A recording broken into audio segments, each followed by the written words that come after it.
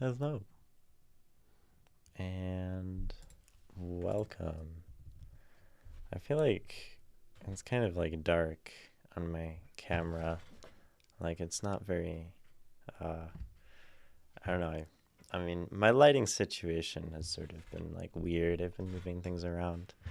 And then there's like these shadows if I put the light over there. Anyway, welcome in. Uh, my name is Imogen, but anyone who's here at this time knows that. And we read poetry, and anyone here by this time knows that too. Welcome, Nikki. How are you? So wonderful to have you in chat. So wonderful always to have people who want to listen to me listen to poems. That's something I used to talk about a lot on stream. Was like analysis not as an action necessarily, but just as listening and like spending time with something and you know allowing it to speak as much as possible. And I kind of forgot about that notion for a while. Like it's just a sort of phrasing of that uh, escaped me for some time. I think probably after my long streaming hiatus or during my streaming hiatus. But that is a very like useful notion in analysis. The idea that it's not something so analytic, not something so stuffy and literary. It's just a thing that we do to listen to poems, or that it is listening to poems. I was reminded of that like yesterday. I was at a reading, book signing, but there weren't like books and signing happening really. But it was like I guess a talk from a visiting author at a art gallery that's local. The author, his name is Chris Lattre, former poet laureate of Montana, but he calls himself a storyteller more than he calls himself a poet. He wrote a book called Becoming Little Shell and a couple other books, and he's Native American or indigenous, Métis, which is like a indigenous group that straddles Canada and America. But he was really good, and he was talking about listening and being open to things, and it just reminded me that that's often how I used to describe reading poetry and talking about poetry and analysis. So I'm really glad I went to that and was reminded of those things. You're doing great, Nikki. That's great. It's great to do great. It's good to do good. It's well to do well. I feel like that's the only like appropriate response to when someone says like I'm bad. Oh, it's bad that you're bad. I mean, maybe some people don't think it's bad to be bad. That's sort of clever. And you hope I am as well. Yeah, I think great is like a suitable word for where I'm at. I mean, I'm kind of like energized lately, not inspired because I haven't really been enjoying that word, that idea lately. Um, like inspiration isn't actually something I seek too much, but I am energized. Part of that is because yesterday I went and I biked 30 miles, and it was a great morning for a long, difficult, arduous bike ride. I find that, or I sort of found that, intense exercise can really just like destroy any capacity for thought in the brain and really like clear one's head. Where like, I was so tired that I couldn't really think and I couldn't really do anything, and I just wanted to like lay about and exist, which I think that like sort of base level existence is one of the most pleasant parts of life, when there isn't sort of like obligation and thoughts worrying and energy. And I feel like clearing everything out, I don't know, it was like a mental cleanse to just to just like pedal up big hills until I couldn't move my legs anymore, and my mind just like kind of gave out, you know. That mind body connection, right? That's very important stuff. Very, very real, right? That the way we do stuff with our bodies affects how we think, and the way we think probably affects our bodies too. So that was good. Uh, so today I kind of feel great. I'm not super sore, which is a surprise, but I still have that like little bit of just my body's like tired. It's like, why did you do this to me? And that's a good feeling to me, at least. One of the better feelings to have. And then, part two of me doing pretty great, me being energized, is that uh, author talk from Chris Latre that I think gave me, reminded me of some important things and some perspectives. And I was able to like ask him a question after he was done with his whole spiel. I asked him kind of how one finds purpose with what to do with one's art and with one's storytelling. Uh, because, for a long time I was very hung up on the question of like, why do I do poetry? Why am I writing? Why am I, I guess in my way telling stories? Why am I like streaming? And at a certain point I kind of gave up on that question of why do I write poetry? For what purpose? Or like, why do I do this? What is like the mechanical reason? Because I know I'm doing it, and I know it helps me, and I know it's beneficial, and it seems to be something that like I've been able to enjoy for 2 years straight with like a really regular amount of writing. I mean, writing on average like a poem every other day, probably, filling up 18 notebooks in a couple years or something. Little notebooks, these size notebooks. I haven't pulled out the stack on stream in a while. It's kind of impressive, my notebook archives. But so I asked him this question, like, well, I'm writing poetry, and I know I'm writing poetry and telling stories and trying to do stuff, but like, how do I know, like, what's the right way to to do stuff with that? Like, where do I point it? Where do I direct that energy? And he gave me the very like real, very helpful answer of just like listening, being open to stuff. I think you'll find your way, is kind of what he said. He said, I'm young, right? I still have time to figure those things out. And that was a nice reminder. I think it's really good to listen to what old people have to say. I'm burning lavender incense, by the way. I said for relaxation. It is a very relaxing smell. I love lavender. I always have. And the color, like, I feel like the color of lavender always just like so relaxing. What a beautiful shade. I love that just like a color can like affect the way that the mind works. Like I can look at red, and red makes me feel different than blue. I mean, like, that's kind of crazy when you think about it. Like, that just like the natural shades in our world affect our mind. That's cool. Like, some things are associated, like, probably on a really deep, intrinsic biological level with like danger or calm or safety or any. That's really cool, right? Like fire, right? Orange, bright, hot, scary. And I think that it's energy. Like, I don't know, that's cool, right?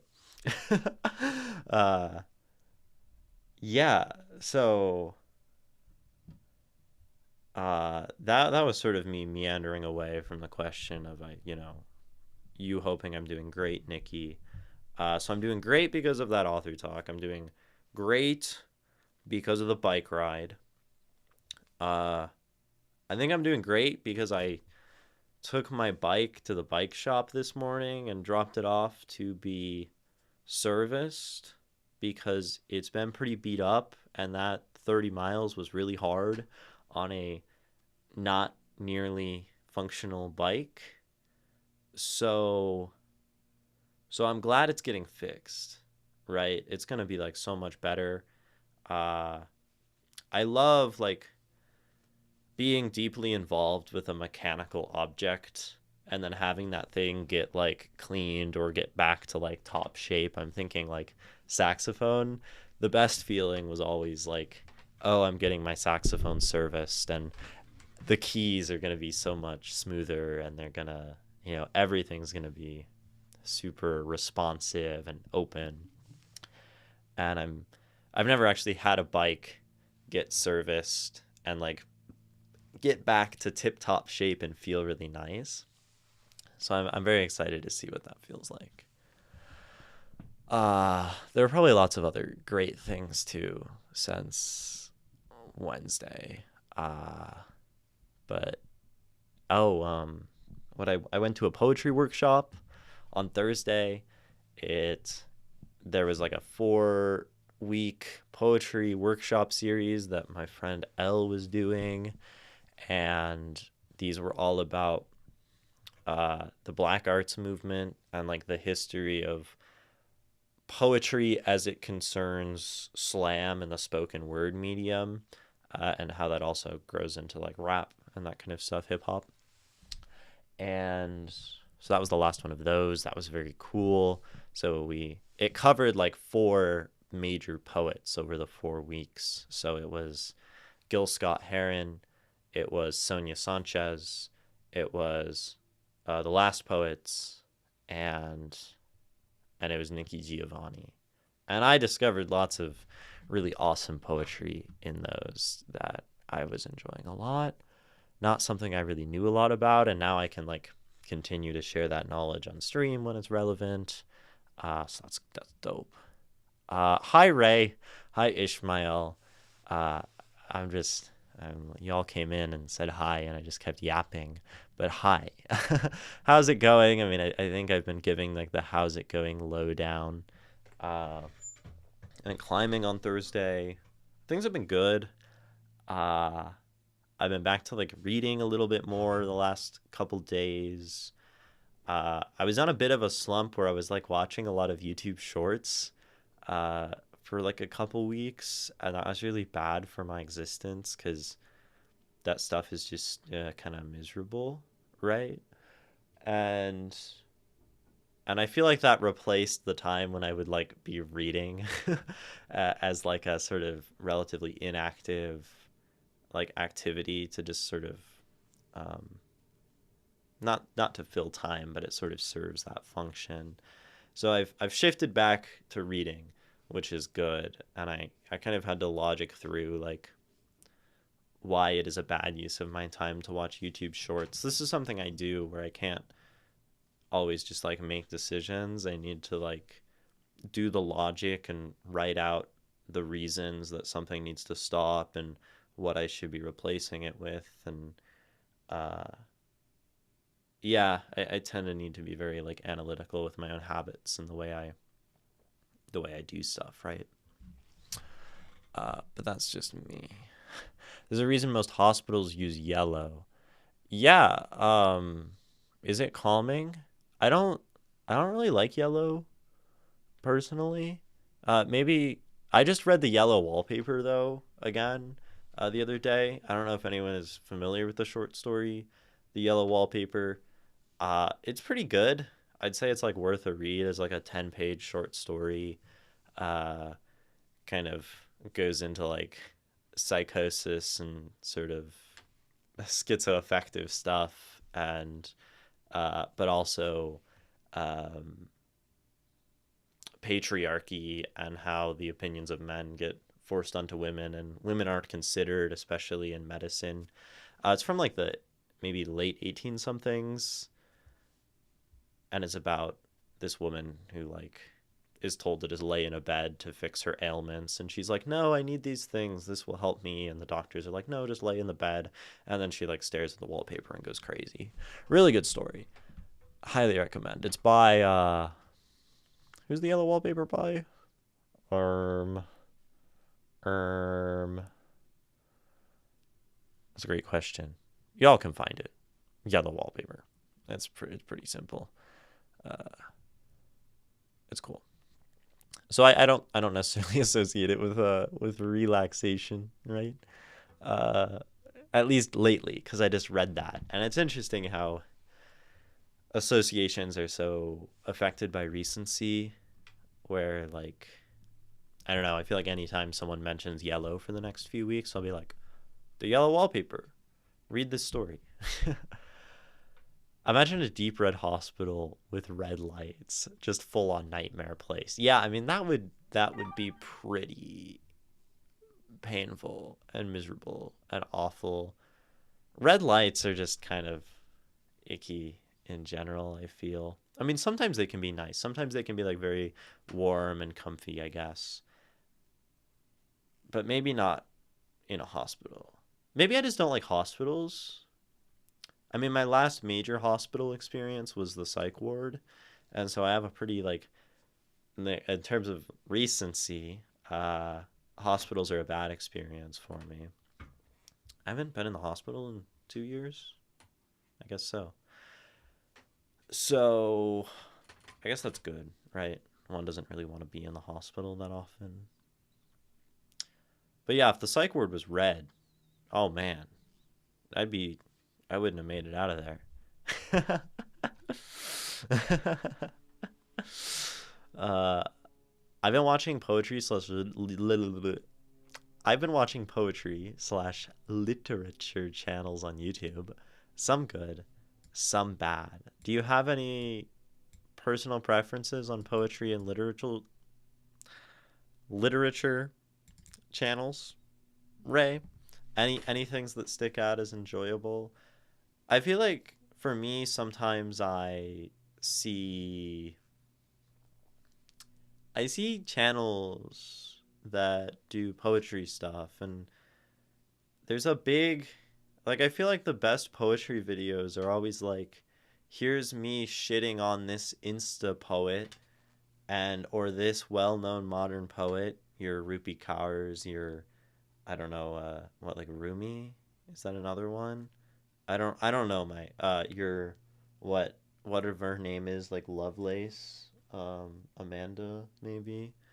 um there's like a modern one who like has that. I don't know. There's like two. There's like a old Lovelace and there's like a new Lovelace. I don't know. But they're like, yeah, this is why this person sucks, and we're gonna dog on this person's poetry because they're successful, and I'm a poet who's not successful. That stuff always pisses me off a lot, and I feel like it's just so like reaction bait, shitty, angry. I don't know. That's not how to do that. But there's probably lots of good stuff out there, and you just don't see it, or it's not nearly as like amplified by really like, you know, grab your attention. This poet's bad, and you need to know why, kind of stuff. Uh, I don't know. That's that's sort of. Uh, I want to shoot myself in the face when I see those. In English, we say X, but in poetry, we say Y posts. I usually just scroll past. Yeah, I mean, those are probably like I mean, they're very popular, and anything that's like like it's not offensive. It's inoffensive. It usually highlights some relevant, like nice piece of poetry. Uh, I just think like, and I think those aren't like maybe so bad, because like if poetry is being relatively successful on short form content, and it's in that way with a pretty woman saying one line of poetry, like at least that's something.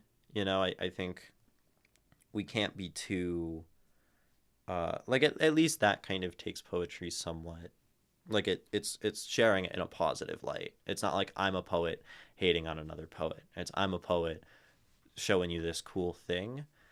Uh, of course, like I think short form content is just a bad place. Like personally, I think it's not a very effective place to be sharing poetry, and so anything longer than one line is going to be a hard sell for most viewers, and it's just like a hard reality that you know TikTok doesn't accommodate more than one line of poetry before people swipe away.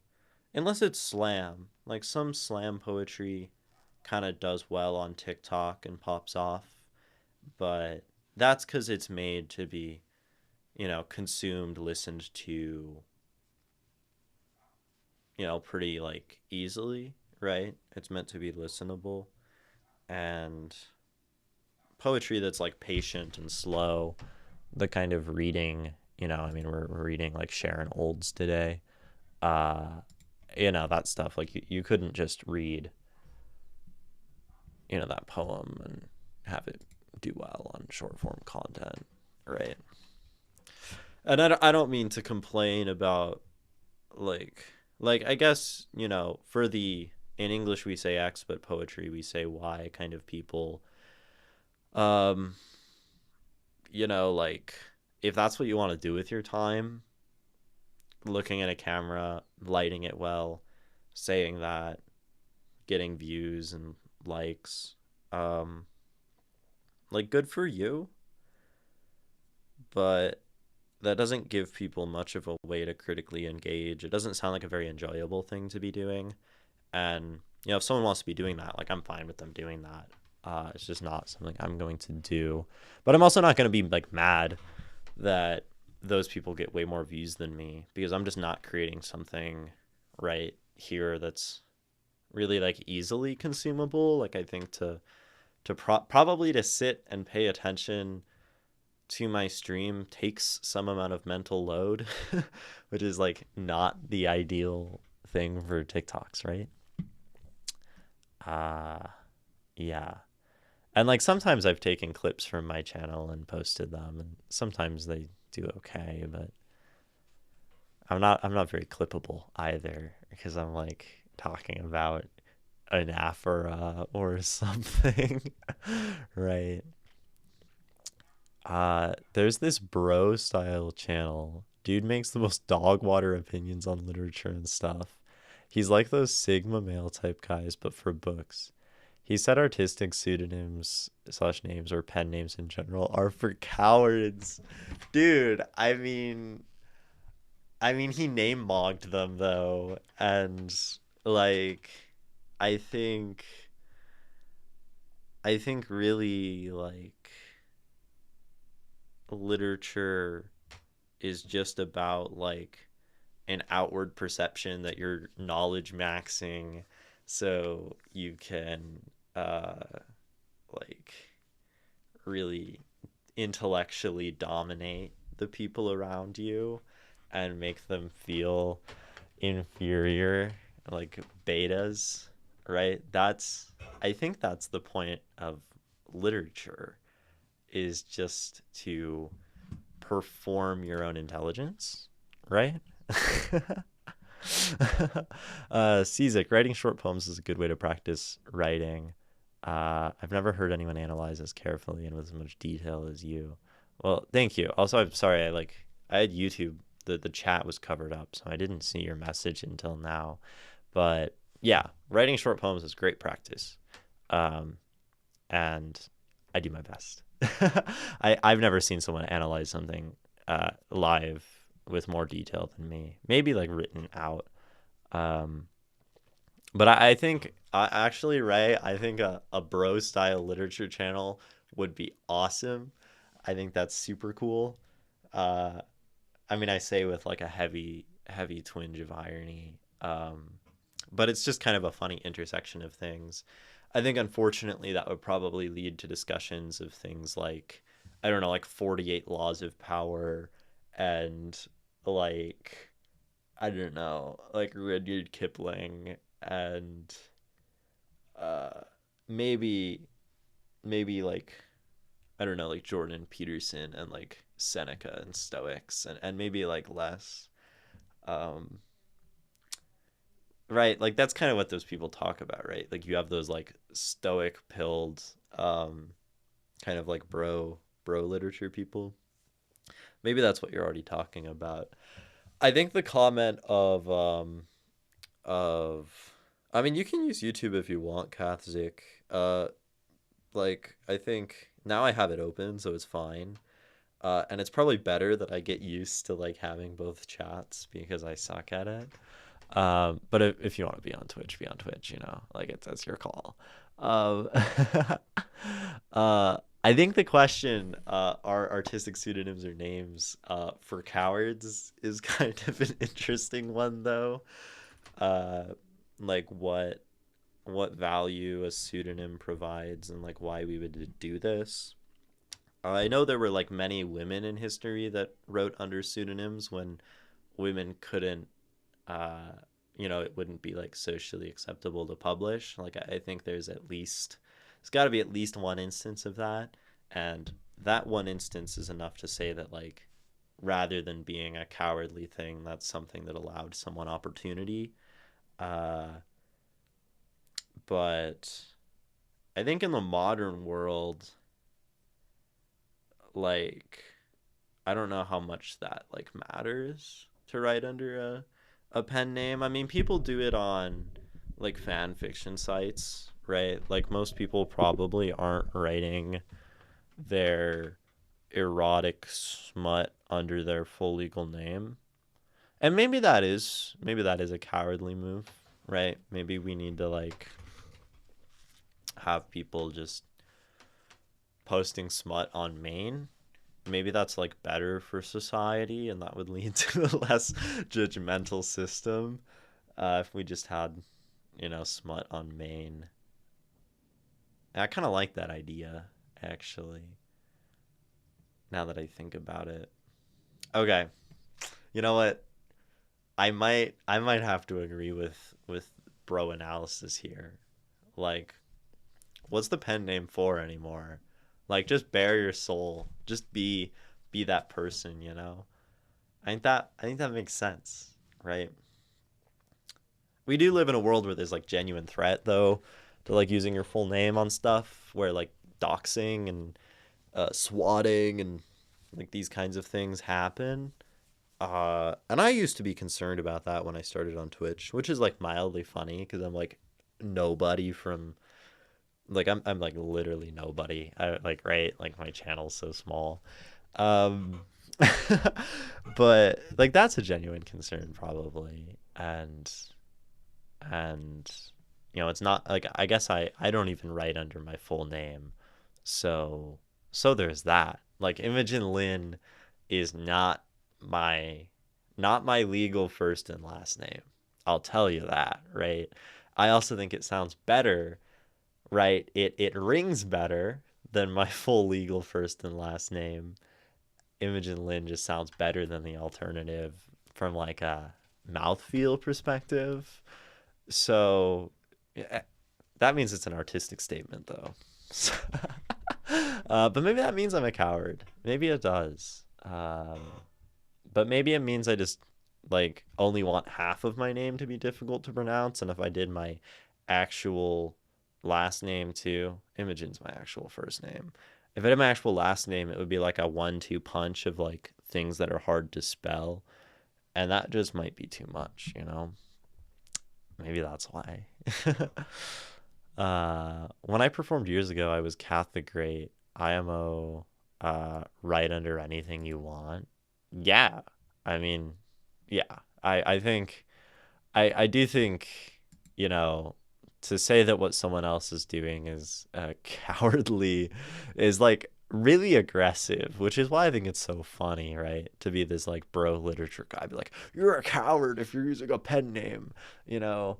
Um, because I think like do what you want. Like it's pretty silly to just be like judging up the wazoo and all of that. I think it depends on your real life self. Imagine a kindergarten teacher writing smut under their own name. Yeah, I guess I guess there are like sometimes that kind of stuff. Your digital footprint is important, right? Uh, and that can affect employment opportunities. So I guess that's fair. But then the bro could just say the kindergarten teacher is too much of a coward, right? And if they were less of a coward, they would just post it. And then when the person from when the superintendent or the principal or whatever, I don't know, confronted them about their you know, 3 million word smut epic, uh they'd say, the teacher would just go, "Why are you looking at my smut?" you know, and just turn it right back around on them. We're like, "Did you like it?" I feel like you could just, like, in that situation, the teacher could probably mog their superior, like just shameless mog them, right? I think there's a world where that works, right? Um, uh, it happens that some writers have very common names or share a name with another writer. Yeah, I guess like John Smiths might want another name, right?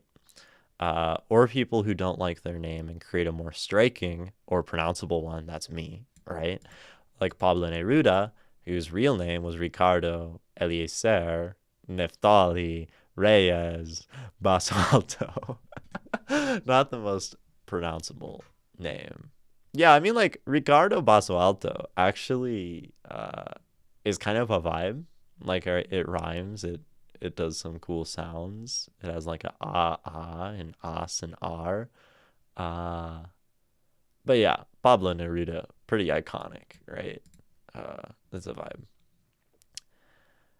I've considered changing mine because there's some self-help poet with the same name as me, just a slightly different spelling of the first name. Yeah, and that makes sense, right? For like the distinction of not being confused with other people. Right, like Alyssa Liu, the American figure skater who won gold with like the raccoon hair. She's such a vibe, first of all. I like figure skating a lot. Only on like the when it's the Winter Olympics, I watch the figure skating religiously, and then like outside, I'll just see like clips of it. But I saw a post that was like some other person named Alyssa Liu, or they actually changed their bio, and they're like, "I'm not the figure skater. Go follow them here," because they have like the same name, right? And I feel like those confusions are extremely relevant, I guess is what I'm trying to say, on social media, where if your name is very well known or very common, you people would like look you up, right? And then find someone else. And that's no good. Uh you definitely don't want that.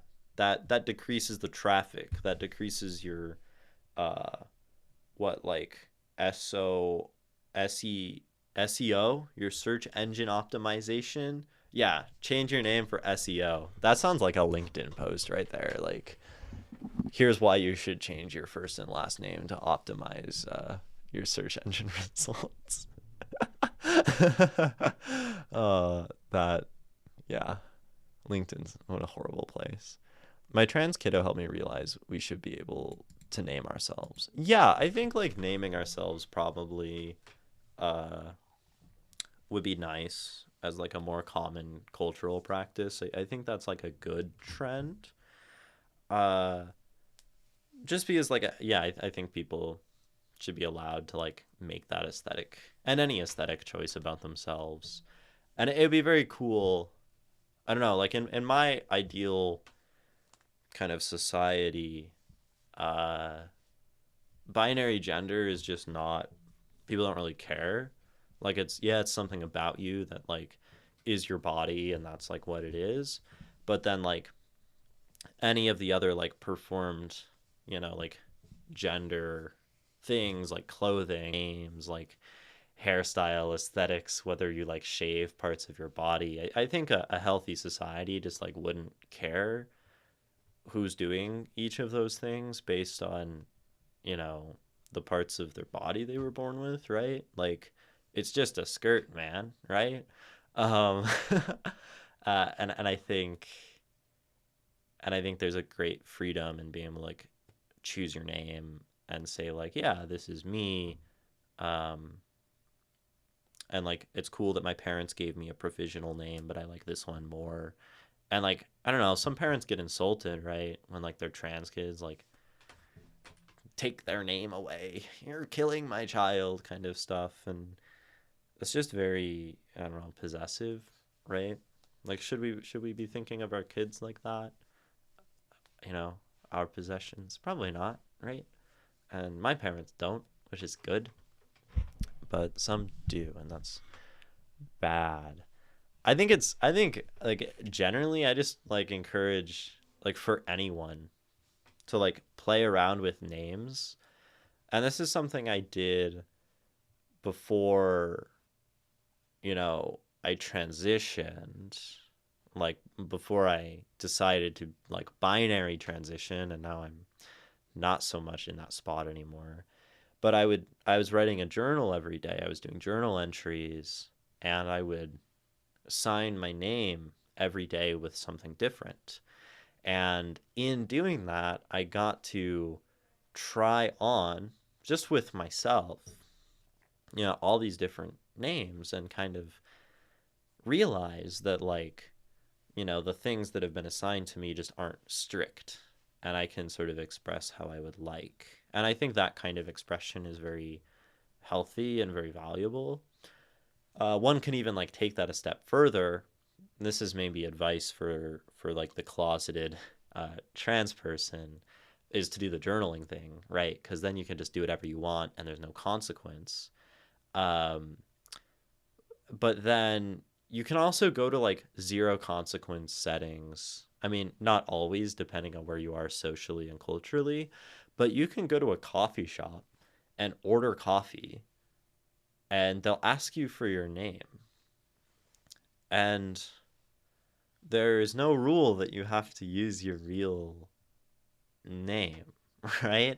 So even if you're a not queer person and your name is John, and you're like, okay, John is kind of boring. Today I'm gonna order my coffee and I'm gonna say my name is Damien, I'm gonna say my name is uh I'm gonna say my name is Ricardo Eliezer Neftali Reyes Basso Alto.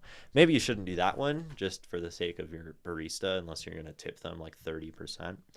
But you can just do that, right? Like that's just a thing you can do. Anyone can do. Uh, and that's like really kind of cool as a way to just explore different kinds of expression. Uh,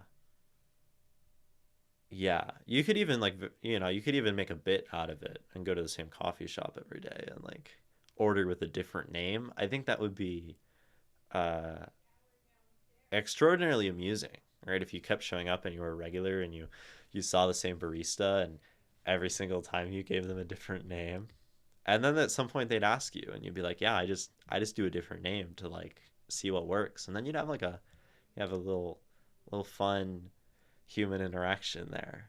They'd be like, huh, you know, expand their world and shit. The journal with a different name every day is actually an awesome idea.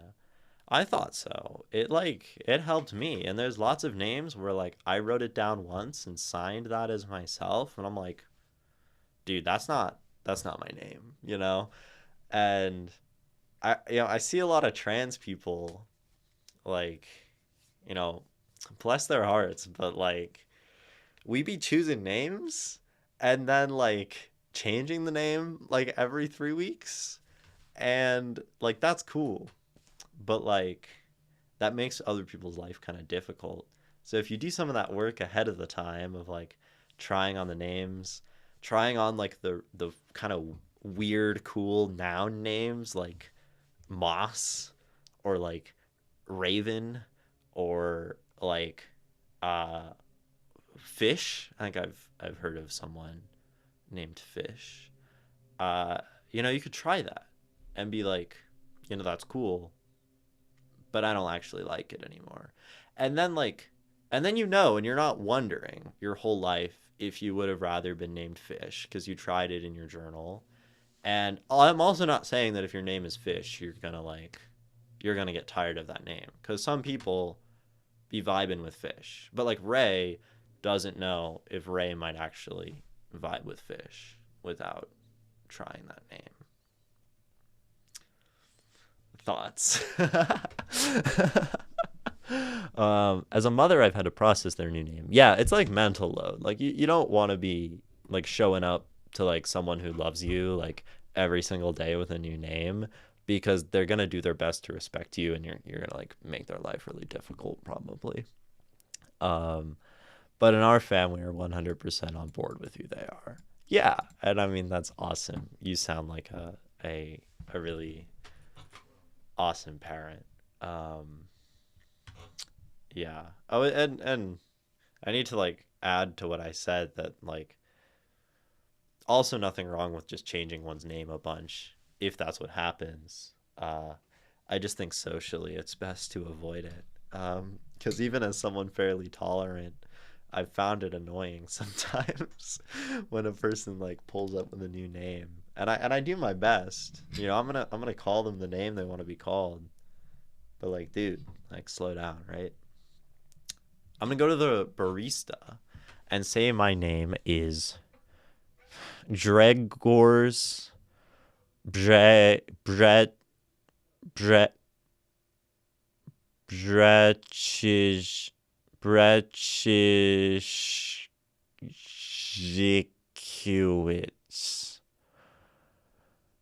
You know, I don't even know how to say it. If you can say that properly, Ray, then yeah, pull up and be like, my name is Gregorz Brezhikijewicz or whatever. Um, but I feel like they might spell it wrong. So you just need to be ready for that one, Ray. Israel claims Khamenei is dead. I recognize that name. That's like an important Palestine person, right? Is that? Hold on. Let me see. I don't. Oh, Iran. Oh, because like U.S. started bombing Iran this morning, right? Or not started. Like we've been bombing them for a long time, on and off, and always. Dude, crazy Fox News headline. Did they get him? Question mark. Khamenei's fate remains unknown after Israel-U.S. strike levels his compound. Crazy, crazy work, Fox News. Did they get him? Dude. um, that's messed up.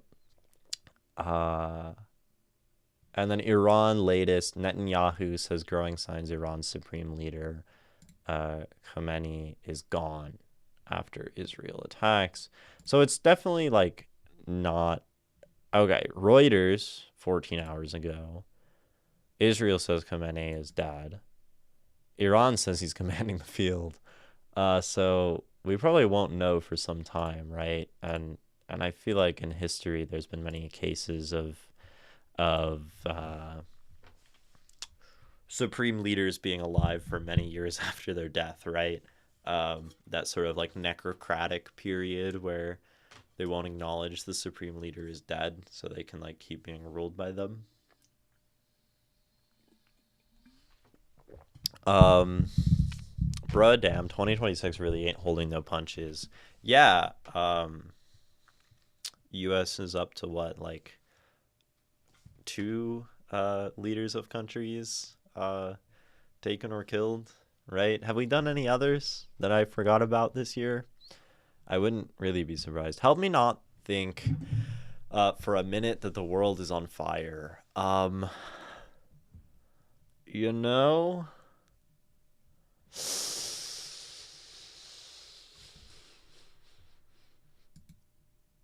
So I go back to May 1937 by Sharon Olds, is what we're reading today. And I'm not sure this is the happiest poem in the world. Like, I skimmed this a little bit. This was recommended by uh, Bite Kiosk in the Discord for our classic poems. And this one's not exactly like a happy, positive poem to maybe remind us that the world isn't on fire, but at least it's poetry. So we can think about poetry, right?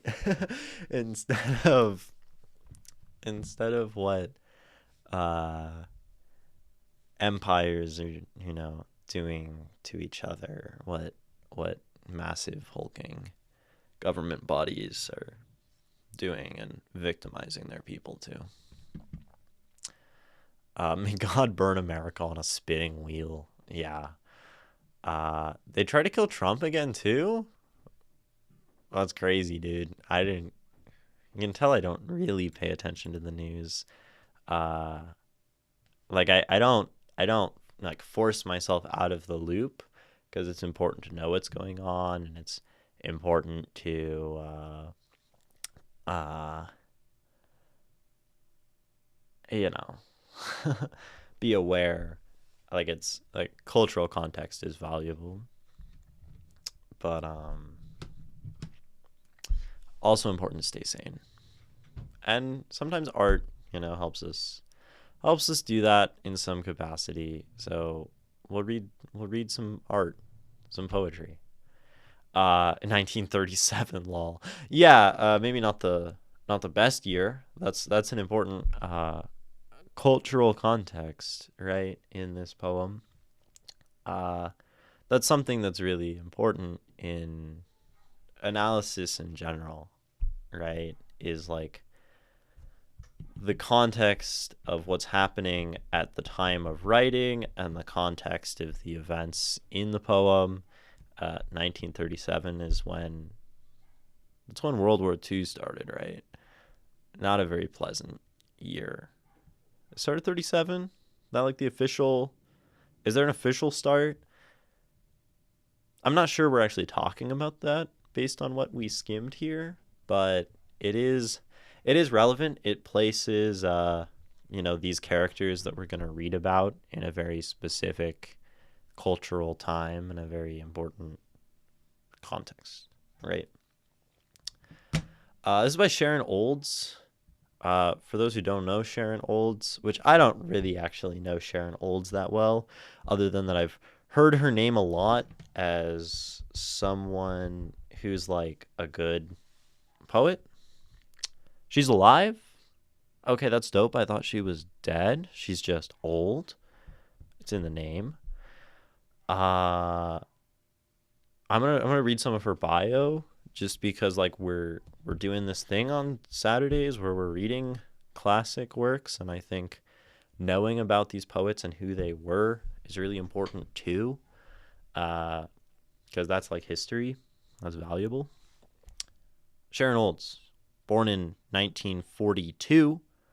1942, which means she was born but 5 years after this poem. So we can do born 1942. So this poem is about a time 5 years before her birth, and it's about her parents, from what I skimmed. So that makes sense, right? Poet Sharon Olds was born in 1942 in San Francisco and grew up in Berkeley, California, where she was raised. She has said, as a Hellfire Calvinist, she attended Stanford University and earned her PhD at Columbia in 1972. She was 37 when she published her first book of poems, Satan Says, so very Christian influenced between being a Hellfire Calvinist and first book, Satan Says. Olds won the Ruth Lilly Poetry Prize, which is really important. Poetry Foundation gives that one out. It's like for a lifetime achievement in the poetic arts or whatever. Olds is the author of 12 books, blah, blah, blah, blah, blah. She had a divorce. Old's work explores a wide range of topics and themes. Venerable poetic mode to address numerous topics, including gender, age, and sexual politics. Explored similar veins of an autobiography, personal myth, and dream. Old released a collection of selected poems. 2 decades. Okay. Olds was known for writing intensely personal, emotionally scathing poetry, which graphically depicts family life as well as global political events. So, sounds like she maybe, has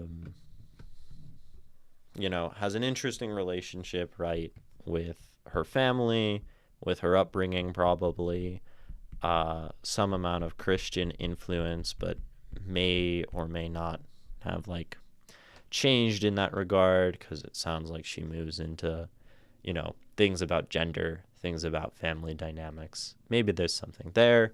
It didn't have too many details, right? But that's some good context on Sharon Olds, right? So here's the poem. I go back to May 1937. I see them standing at the formal gates of their colleges. I see my father strolling out under the ochre sandstone arch, the red tiles glinting like bent plates of blood behind his head. I see my mother with a few light books at her hip, standing at the pillar made of tiny bricks. The wrought iron gate still open behind her, its sword tips aglow in the May air. They are about to graduate. They are about to get married. They are kids. They are dumb. All they know is they are innocent. They would never hurt anybody. I want to go up to them and say, stop. Don't do it. She's the wrong woman. He's the wrong man. You are going to do things you cannot imagine you would ever do. You are going to do bad things to children. You are going to suffer in ways you have not heard of. You are going to want to die. I want to go up to them there in the late May sunlight and say it. Her hungry, pretty face turning to me. Her pitiful, beautiful, untouched body. His arrogant, handsome face turning to me. His pitiful, beautiful, untouched body. But I don't do it. I want to live. I take them up like the male and female paper dolls and bang them together at the hips, like chips of flint, as if to strike sparks from them. I say, do what you are going to do, and I will tell about it.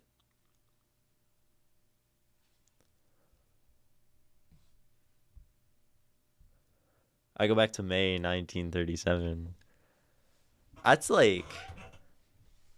really, really intense as far as poetry goes, right? Not only do we have some of these early descriptions, tiles like blood, wrought iron, sword tips. We're painting everything in a very kind of heavy, brutal manner. And then, this contrast of innocence and purity, beautiful, pitiful, beautiful, untouched bodies, with this sort of it's almost a literary irony, where she's looking at these people, Sharon Olds. This feels like a confessional poem. She um, knows something they don't, right? Looking at these kids, her being older at the writing of this than her parents were at that time. I mean, that's such a fascinating perspective, first of all, to look at one's own parents with this almost like motherly, you don't know what you're gonna do. Like, I want to tell them, like, she's the wrong woman, he's the wrong man. Like, that sort of like, you should choose a different partner that parents definitely do. That sort of pressure. Um, and their like really simple, vague innocence is contrasted with a very painful, but also very vague, sense of like the suffering they're going to create, right? You're going to do bad things to children. Like, I love how this leaves so much space for the mind to fill in, right? Sometimes these deeply personal poems are most effective when they are like an abstraction of one's own life, right? And they leave so much space, right? So much fuzziness that the reader can then take this other person's personal experience and then like can relate this to themselves, right? It's so vague, this bad things to children. It's so vague, this innocence, that in many ways I can relate these things to me, and many readers probably can. And that's like such a cool, just sort of effective thematic thing that happens. And it's also like very simple, right? Words like hungry, arrogant, pitiful, beautiful, untouched. Nothing here is like particularly hard to access. It gives it all like this sort of like lightness of the memory, of the recollection, which is really cool. And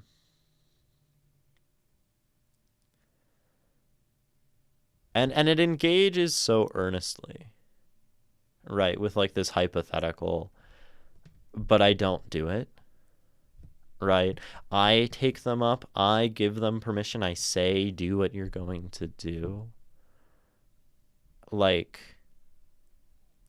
it really allows you to believe that the speaker, which seems to be Sharon Olds herself, like, is genuinely present and does actually have a choice where she could go back and she could tell them not to.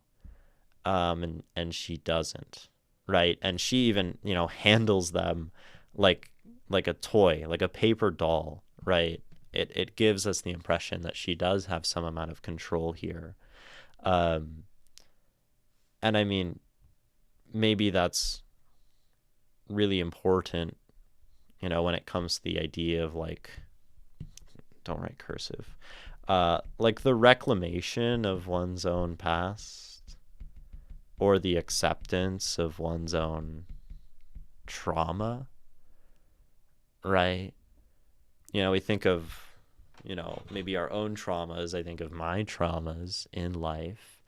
And in many cases, I would say, like, I would never want to stop those things from happening. I would never go back. And by owning, right, the suffering, by owning one's past, by owning one's generational and immediate interpersonal trauma, and telling about it, right, one reclaims their past, and one maybe like grieves successfully. I love this. I will tell about it. I'd imagine, right, we read very briefly in her, bio that she grew up very Calvinist. and like these Christian or these parents then would probably both also be very Christian, very Calvinist. Um, and it leads one to wonder, because this final line, "and I will tell about it," that really feels like this moment of empowerment at the end of the poem, where like this is the control that Sharon Olds has over that story.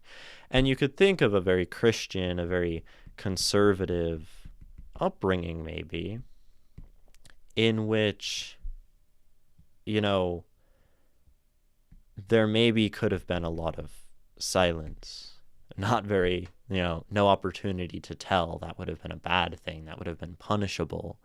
Um, knowing that you are going to do bad things to children is almost certainly Sharon Olds herself, right? And she maybe could not say about those things, right? And we heard in the bio that she writes a lot about family. She writes a lot about gender, these dynamics. And, this really feels like maybe that sort of permission of self to do those things, to own that, to finally tell. And, that could be, I mean, a lot of that's very speculative. That's not necessarily, specific analysis that's all coming from the text. Some of that is very much like contextual analysis and maybe making some associations. But it seems plausible, right? Yeah, I got the impression she was the child they would do bad things to. I think that is very textually supported. And I think as it relates to like her Calvinist upbringing, and maybe if she wasn't allowed to talk about those things or was made to be silent, that is more speculative, because none of that happens specifically within the poem, right? But it is plausible. And I think that's why it's important to have, this broader context, this like sort of historical stuff, because this already has helped us maybe make some connections about this poem that, just wouldn't have been made if we didn't spend 3 minutes reading her bio or some of it.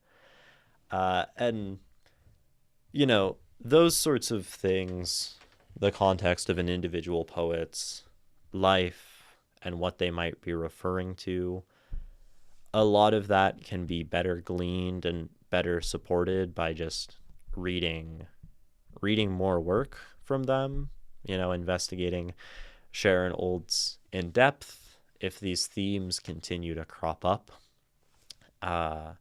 one might start to draw those connections between poems. I think that's usually what I personally define as someone's poetic style, right? People talk about this word a lot. Like, what is your style? How to have your own poetic style, whatever that means. And I think style is really just like the connections we can draw between one's entire body of work. So between this poem and this poem. Let's say we read other Sharon Olds and it had other stuff that was like, she was Christian as a child, had trauma, wasn't allowed to talk about it, those kinds of things. That might make this poem more rewarding to read on like a second pass, for example. We don't have that. I would encourage people, if you like this poem, go read other stuff of hers. Tell me if there's other connections, if it elucidates anything new. But, it's a good like start, right? Chills Cassock. Yeah, this poem is very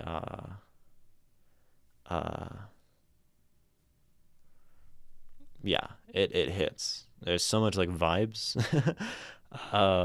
in like the atmosphere and just like the feeling of this poem that maybe comes from like the actual style of the writing, where it feels kind of like looking at a fuzzy photograph to me, I guess. And um, sometimes, I mean, I'm trying to be more willing to say things like that in my analysis. This poem feels like looking at a fuzzy photograph, because I think that's some of the most valuable analysis we can do. And then asking the questions of, how does this poem communicate that, right? It's like would I erase myself if I could? Yeah, that's the question she's asking, right? And um, it sort of has this echo of, you know, like suicide, which is interesting, right? Because even within the poem, we have this line, you are going to want to die. Um, and that's maybe giving some pretty uh this feeling of, like, that intergenerational trauma, right? Right after we say you are going to want to die, we have the section of the poem which is suggesting this sort of um, time travel, stop your parents from ever birthing you kind of suicide. um, which that's like just such a very effective turn to go from their suffering to then one's own, but then one's own reframing of it and like the liberation, coming to peace, right, with that impulse, deciding to live. It's very powerful, right? Deciding to live is maybe the only uh, decision, right? um, Sometimes you wish you could. I Yeah, I mean, I understand that, right? Experientially.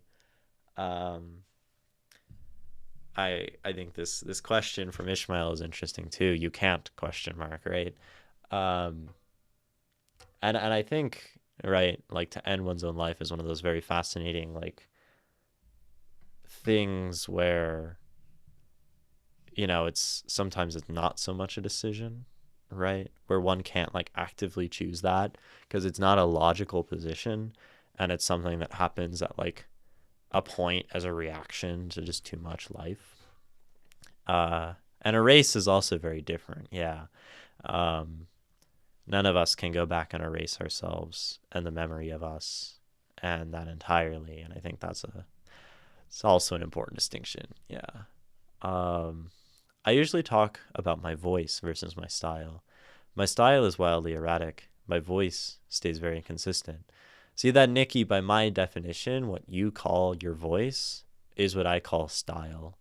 Because I just define style as like the elements that seem to persist throughout a body of work.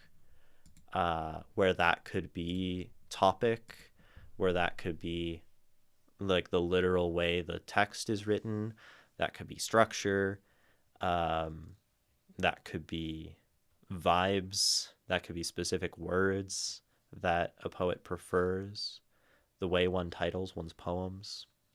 Those are all things that can and cannot be part of the style depending on the person. That's sort of how I think about it. It's the only like satisfying definition that I've ever come to for that. Yeah. I'm gonna read the whole poem again, because we've had some cursory thoughts, and I think I'm maybe getting an idea of some things I want to delve deeper into, and maybe it's that statement that I said. Why does this feel like looking at an old photograph? um, Maybe because it's literally talking about it, right? Uh, but that's an interesting thing to dive into. Maybe we'll talk about something else. We'll see. I go back to May 1937. I see them standing at the formal gates of their colleges. I see my father strolling out under the ochre sandstone arch, the red tiles glinting like bent plates of blood behind his head. I see my mother with a few light books at her hip, standing at the pillar made of tiny bricks. The wrought iron gate still open behind her, its sword tips aglow in the May air. They are about to graduate. They are about to get married. They are kids. They are dumb. All they know is they are innocent. They would never hurt anybody. I want to go up to them and say, stop. Don't do it. She's the wrong woman. He's the wrong man. You are going to do things you cannot imagine you would ever do. You are going to do bad things to children. You are going to suffer in ways you have not heard of. You are going to want to die. I want to go up to them there in the late May sunlight and say it. Her hungry, pretty face turning to me, her pitiful, untouched body, his arrogant, handsome face turning to me, his beautiful, untouched body. But I don't do it. I want to live.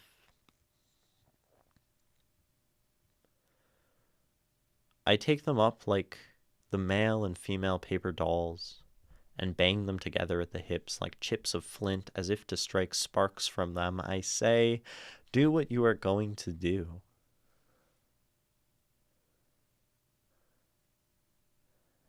And I will tell about it.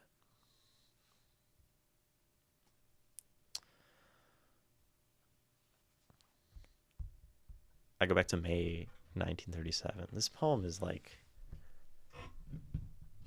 it hits. So the big things that stick out to me, and maybe we'll try to talk about all of them, because these streams are Saturday ones are meant to really dig into a single poem. This I will tell about it is probably my favorite line in the poem.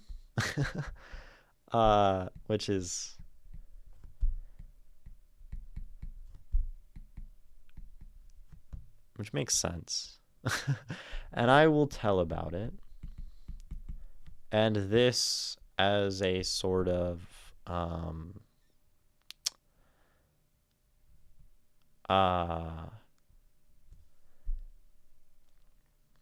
like maybe not reclaiming I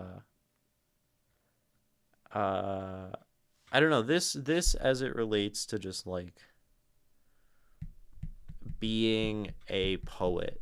You know, that line really feels like I am going to take all of my pain, all of my trauma, no matter what, right? Do what you are going to do. This encompasses all of the pain that she's experienced from her parents.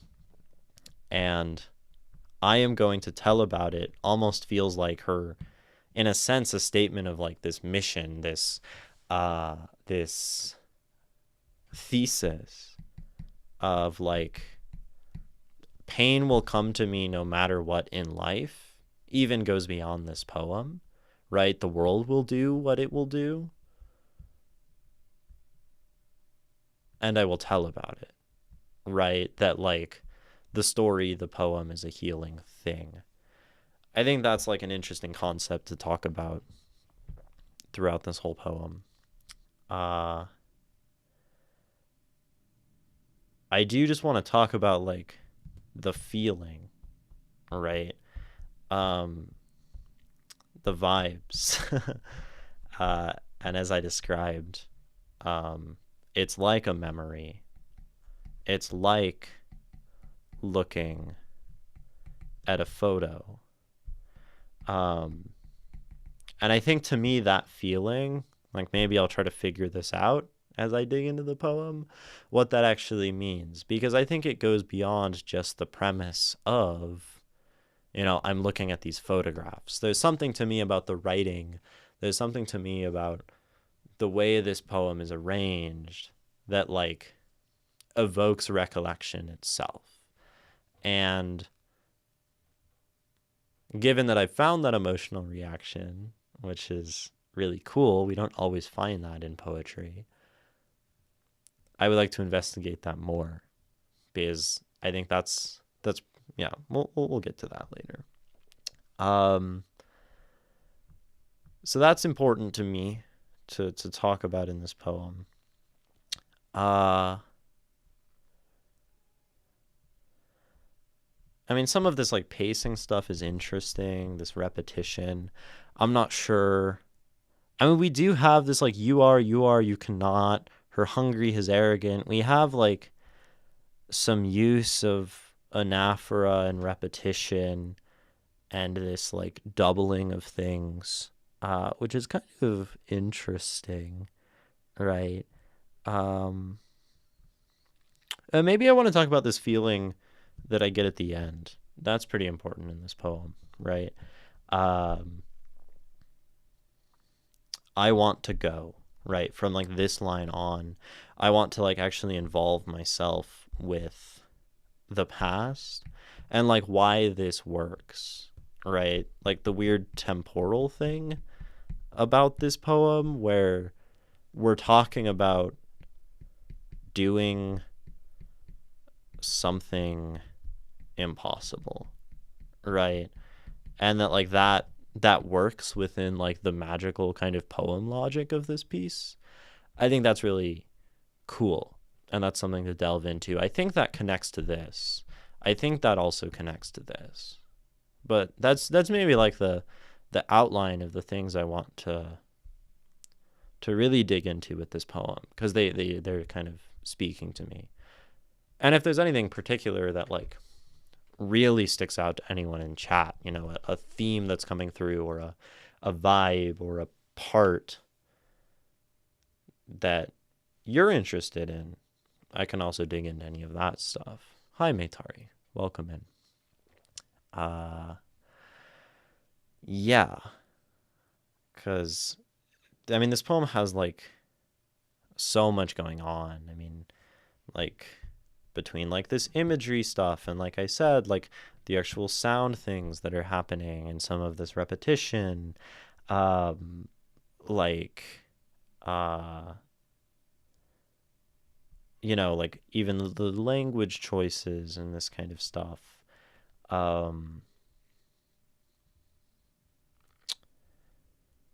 Like this, like they are very simple. I don't know. There's like a lot going on here. And I think I'm gonna start with this one. I'm gonna start talking about this.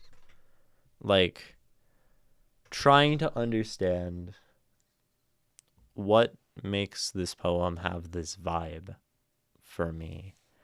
What makes this poem feel like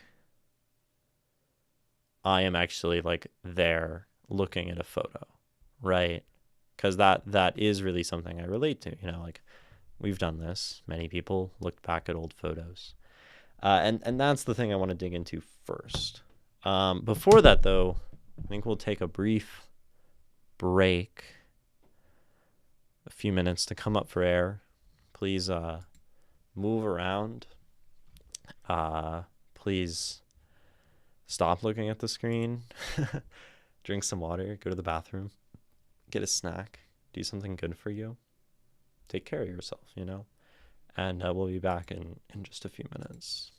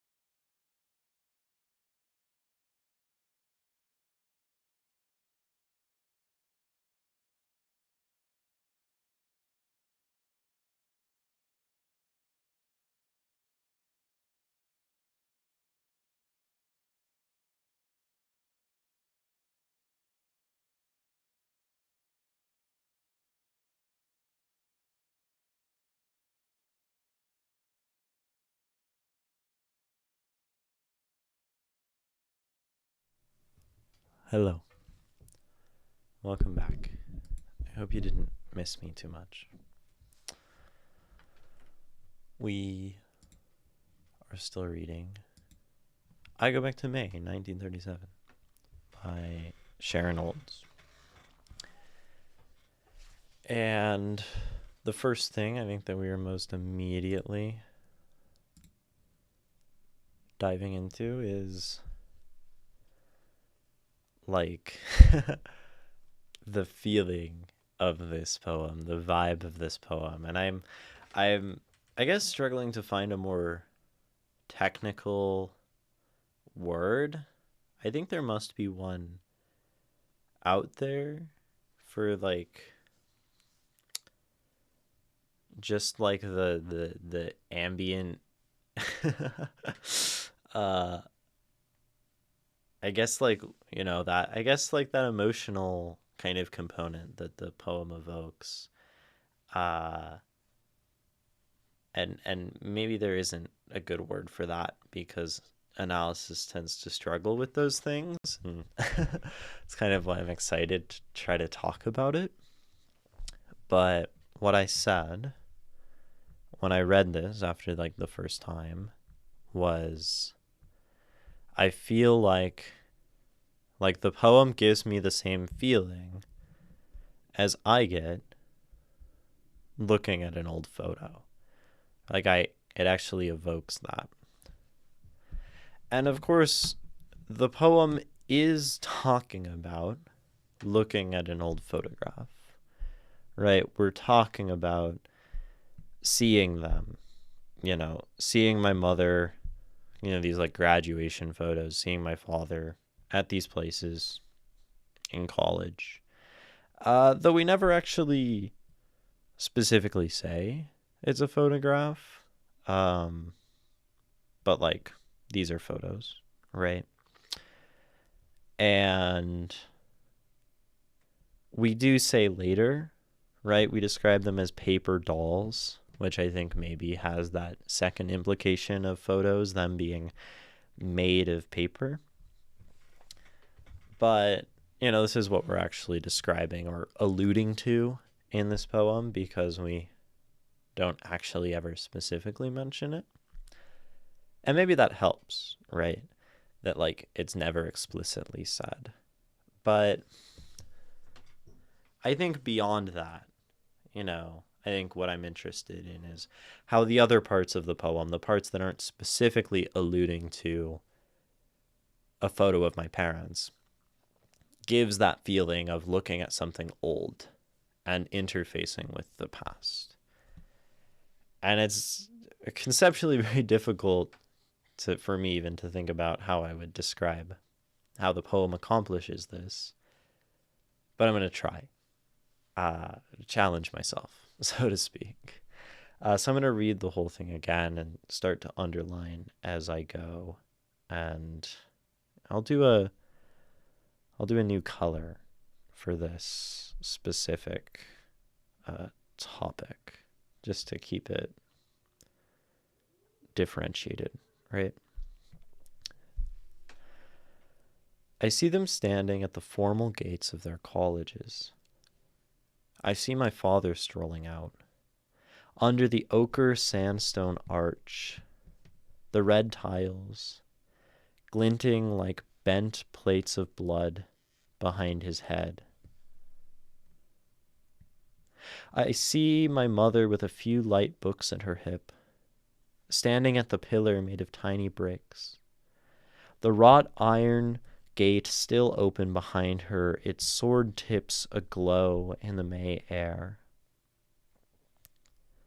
They are about to graduate. They are about to get married. They are kids. They are dumb. All they know is they are innocent. They would never hurt anyone. I want to go up to them and say, stop. Don't do it. She's the wrong woman. He's the wrong man. You are going to do things you cannot imagine you would ever do. You are going to do bad things to children. You are going to suffer in ways you have not heard of. You're going to want to die. I want to go up to them there in the late May sunlight and say it. Her hungry, pretty face turning to me. Her pitiful, beautiful, untouched body. His arrogant, handsome face turning to me. His pitiful, beautiful, untouched body. But I don't do it. I want to live. I take them up like the male and female paper dolls and bang them together at the hips, like chips of flint, as if to strike sparks from them. I say, do what you are going to do, and I will tell about it.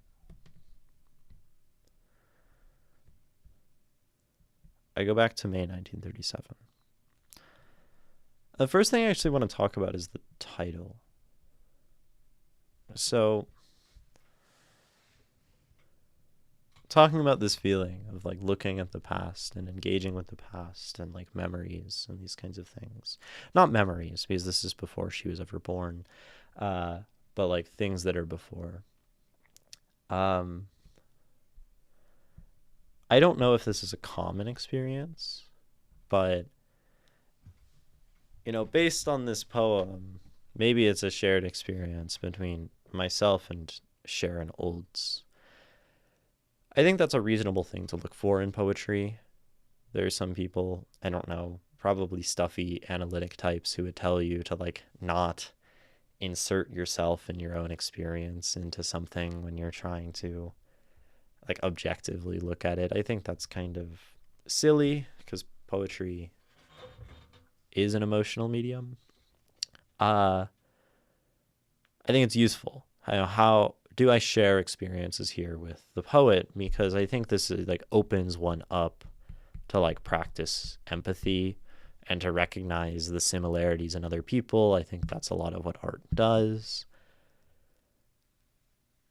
But I think the experience here that it like really hinges upon for me is that of we'll start looking at an old photo. And then not just like being a passive observer in it, but sort of taking the time to imagine what life would have been like. What would I be doing if I was in this setting? And people do this all the time.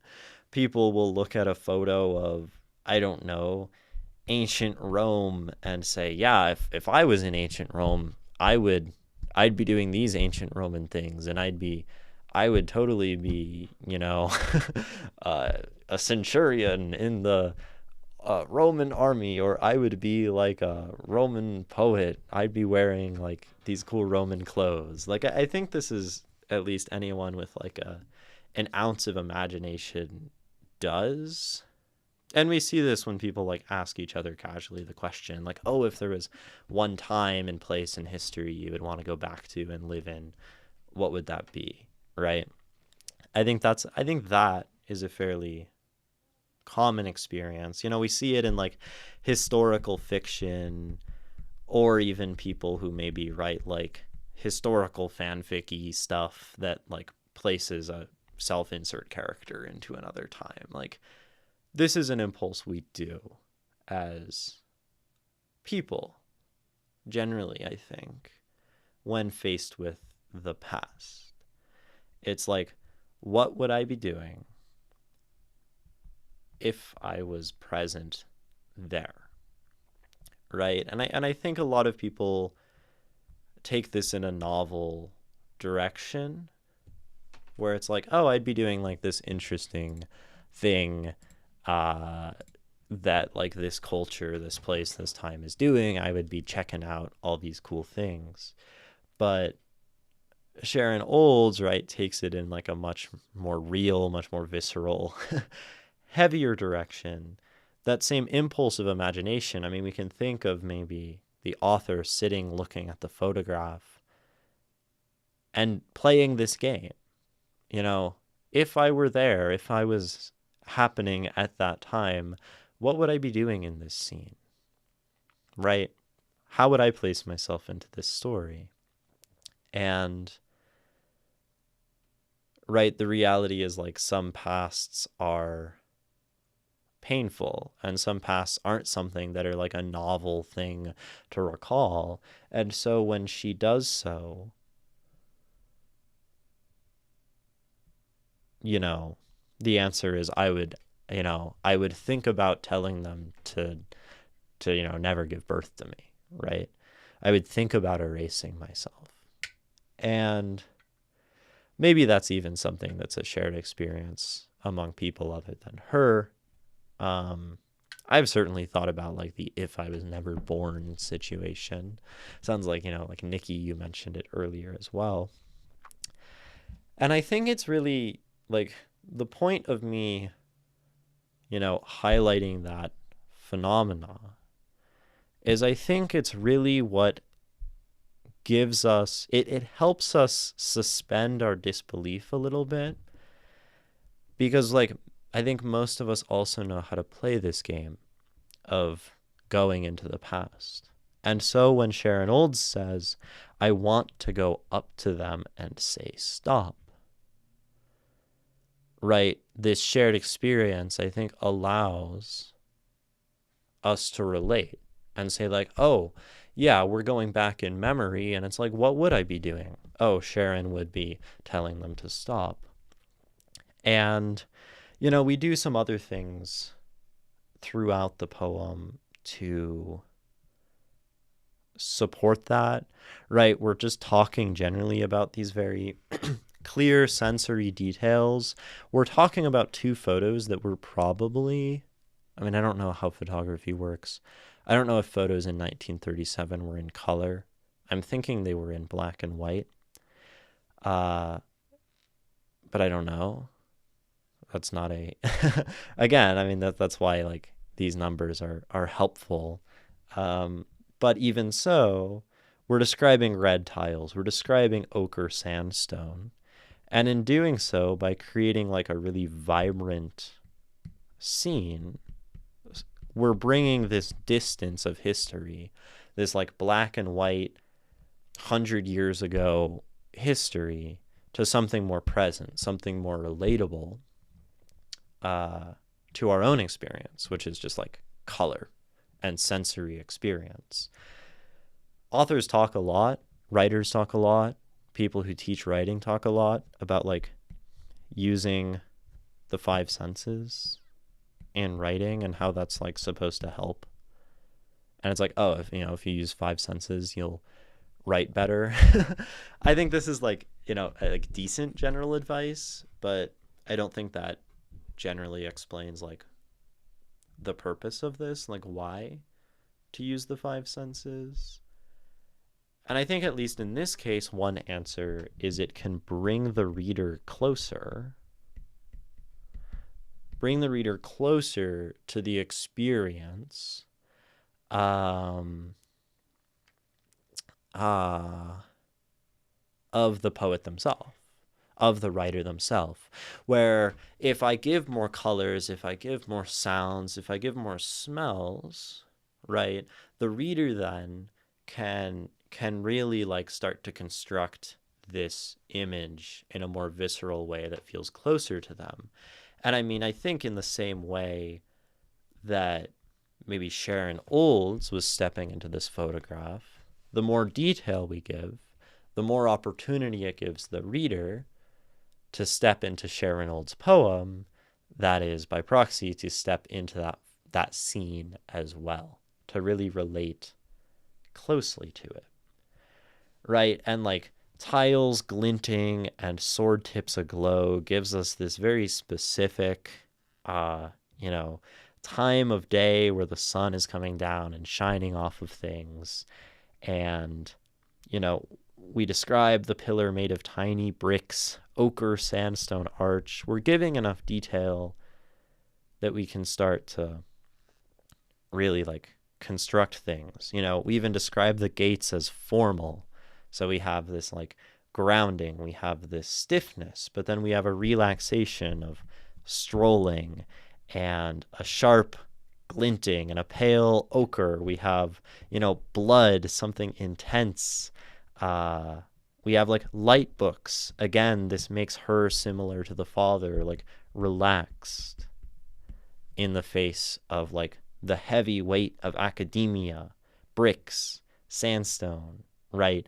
Blood, plates, sword tips, wrought iron, right? These things are heavy and sharp and kind of violent as compared to these people, right? It almost helps to imply, which I'm getting a little ahead of myself, but that helps to imply maybe the weight and the pain of knowledge that Sharon Olds anticipates for these people. They are young and innocent. They don't see that the world around them, that the world ahead of them is heavy. They are naive. And yet it is there behind them, as if they like ignore it, and they're just casually strolling, carrying light books. What incredible contrast. So, right, we paint a very vivid scene. This gives us a place to step into. We characterize these people. And even like the poem judges them. Maybe accurately, maybe not. They are kids. They are dumb. All they know is they are innocent. They would never hurt anybody, right? And I think in doing so, like, this is the same impulse we have as people. If we go back to that story we tell, that game we play of, imagining ourselves in the past, looking at the past, I think it's very easy to look at something from another time and judge it. So we're again like filling out this experience and giving that impression, of looking at the photo. I want to go up to them and say, stop. Right? And this is a huge, like, sectional turning point in the poem where, like, before this and after this are vastly different. If we were to put a break of a stanza in this poem, like if you said, Imogen, put stanza breaks in this poem, I would most certainly do it here at very least, because this is the moment, like, we introduce this person, we shift tone very deeply. Now, I think it's nice that we go into it smoothly without a stanza break. I think that makes it easier. That makes it, like, not as jarring. So maybe it would actually take away. I think it's a good choice here to not break. But I want to go up to them and say, stop. And, like, we've spent all this time setting this scene, very detailed, characterizing these people, kind of filling out the world around them, so that when we go into the world and take action and have motion, like, it's grounded. If we just said, I see my parents, graduation pictures, I want to go up to them and say, stop. We've failed to have the same effect as this poem, because without the scene, it feels very strange. It feels very untethered. How are you going up to these people? They're a photograph, right? But by introducing them as something else, as something living, as something vibrant, it makes it much more reasonable, much more, like, comprehensible for the brain to just be like, oh yeah, we walk up to them. I want to see what's going on with these people.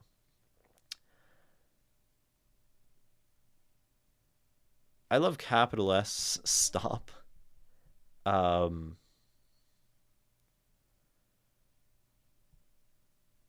Like, there's some really powerful grammatical things that happen in this line. We don't have a period.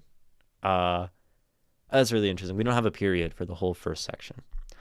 Comma, strolling, comma, comma, I see my mother, comma, comma, comma, We're just moving through, and we have like, that also means we have basically no capitalization, even though we're kind of doing like grammatical capitalization. We capitalize may, and it sticks out, and I think that helps establish us in time. We capitalize the first I of the first sentence and any other I's, and I think that sticks out as well, right? It like places, it reminds us that like Sharon is here. But then we have a period, and it's like, whoa, this is the first like stop. This really signals the change, like as much as a stanza break does. And then, but then we have capital I, so we're still sort of,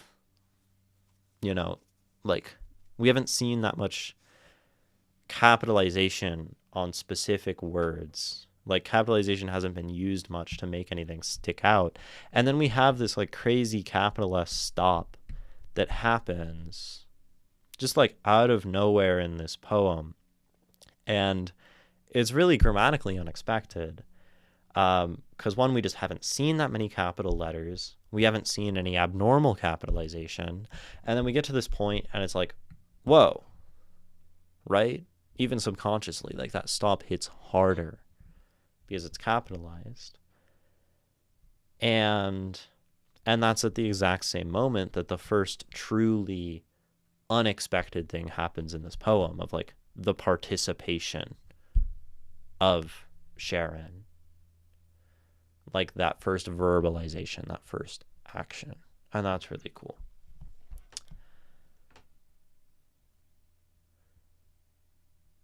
Jarring, right? We were talking about things being jarring last stream and how that can be effective. This capital S is massively grammatically jarring and massively effective in this case.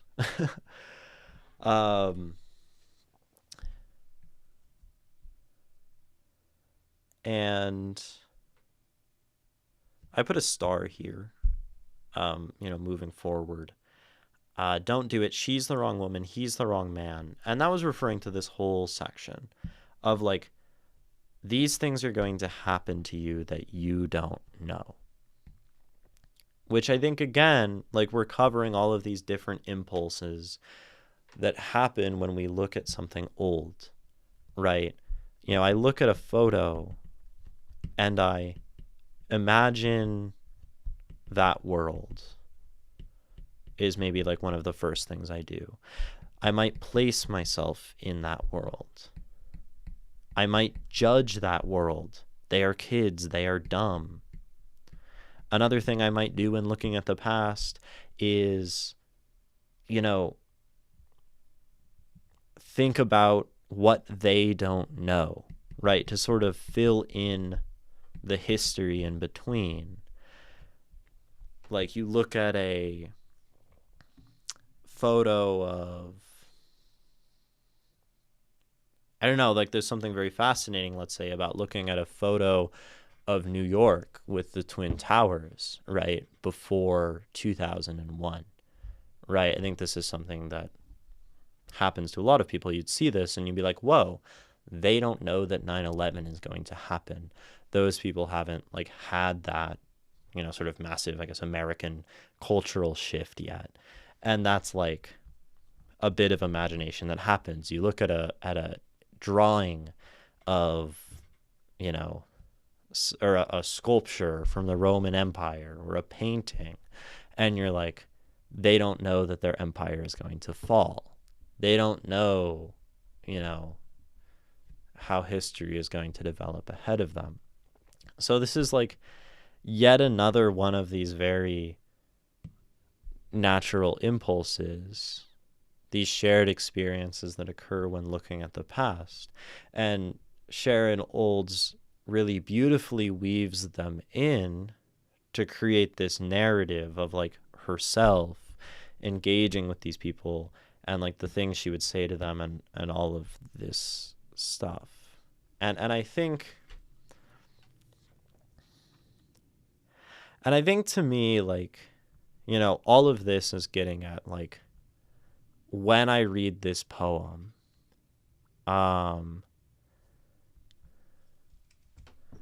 when I read this poem, like these are the things that to me, bring me into that actual experience.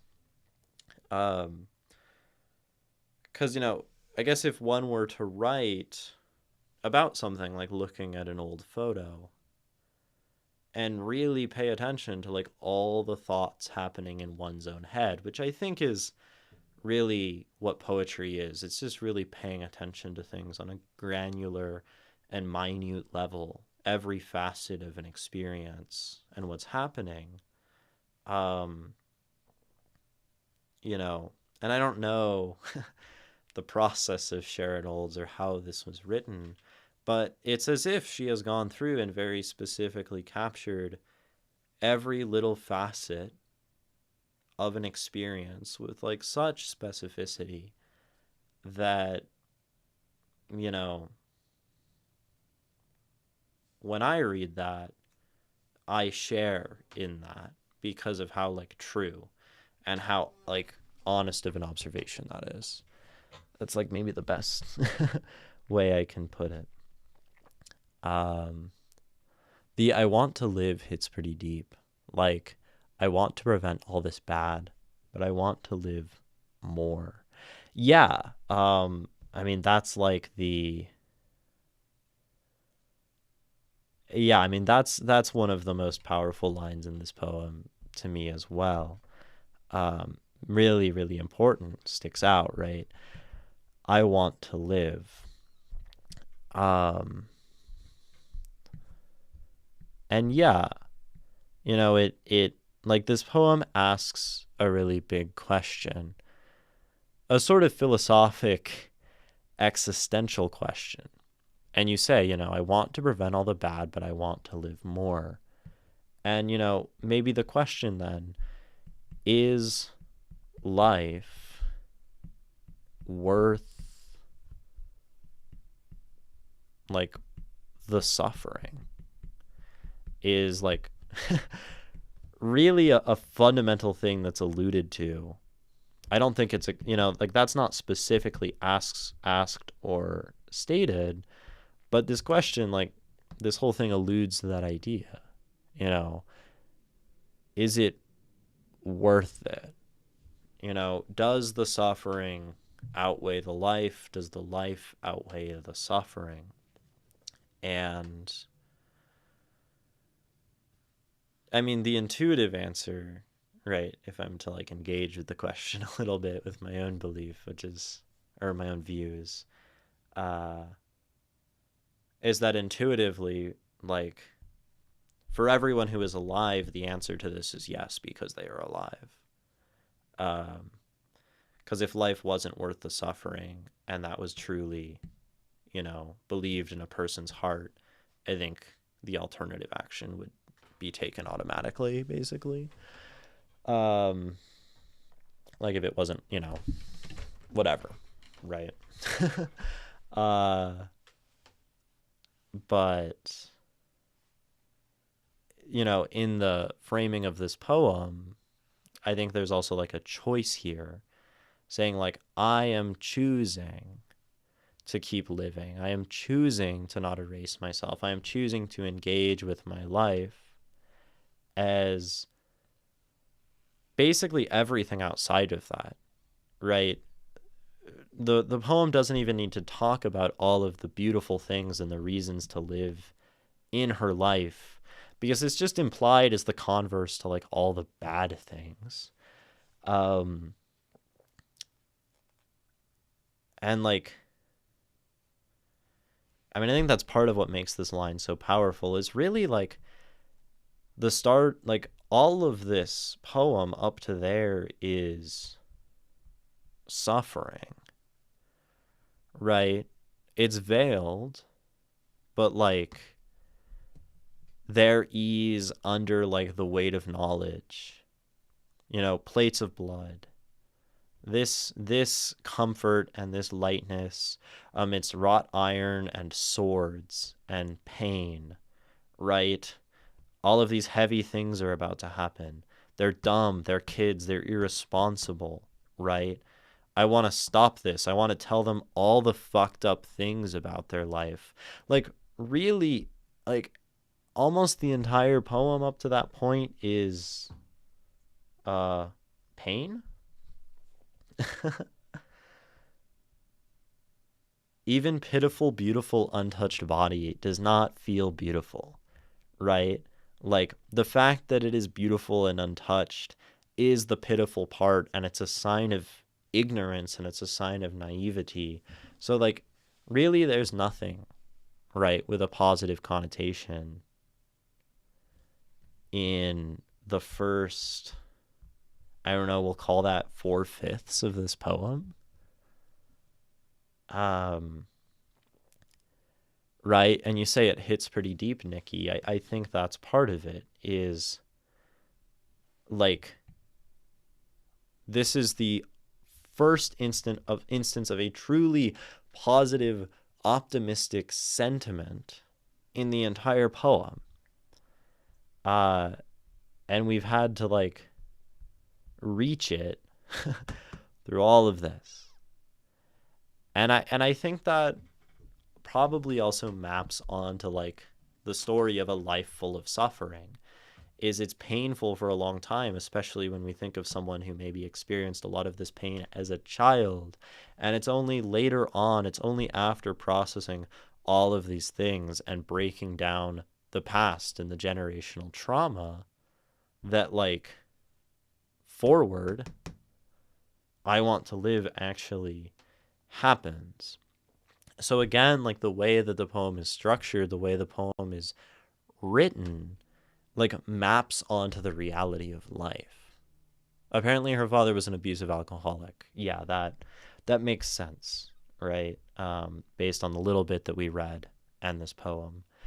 Also, like, always, I really appreciate that, Nikki. Kind of finding that context for the specificity, because I mean, I guess there is plenty of time if I want to go research stuff within the analysis, but generally I like to keep it on the page. But if chat goes and finds bits of context for me, I mean, like, it's super duper like helpful for our collective understanding. So I appreciate that.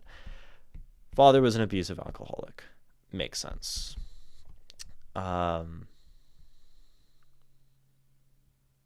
Yeah, and like,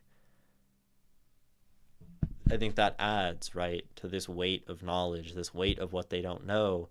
They were beautiful, pitiful, and untouched, right? So in this moment, she also can imagine her father, right? And we have the arrogance, we have the hint of that idea of abuse. We have Hungary in the mother. They're not described well. But like, we can also like in this poem, what's also happening is imagining something better, like a time before, you know, all the bad stuff, a time when they were still untouched, a time when they were still innocent. And I mean, as a list of the things we do in thinking about history, right? So often history is reminisced as better times, right? And she almost, like, in this work fantasizes about, like, not fantasizes, but maybe goes and visits and goes back to a time, because it was real, right, where her father and mother were like not awful. And that's very heavy. To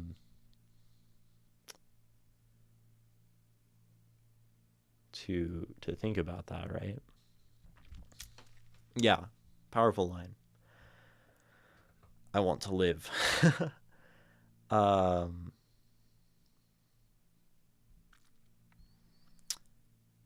And you know, to sort of close out that thought of this, like, looking at the past, looking at an old photo, sort of first topic, we of course then, you know, have the paper dolls, these like literal photos, things on paper, these little cutouts of people made of paper. Um, and bang them together at the hips like chips of flint. We make them like animate and inanimate at the same time, which is the beauty of a photo. It carries life, but it's also an object, as if to strike sparks from them. And I think that's beautiful because this is then characterizing, or like the sparks are alluding to, birth. They're calling to the idea of the future Sharon as the sparks, as something energetic, as something fiery, as something that can make like change, something not so inanimate as the rest of the poem in some capacity. Sparks also burn paper, right? So in that way, they are creating that thing that can leave them behind, that can like truly grieve them and, move on, burn them. Very intense way to say that. Subtle, though, with the sparks. I say, do what you were going to do, and I will tell about it. Yeah, this poem's incredible. Yeah.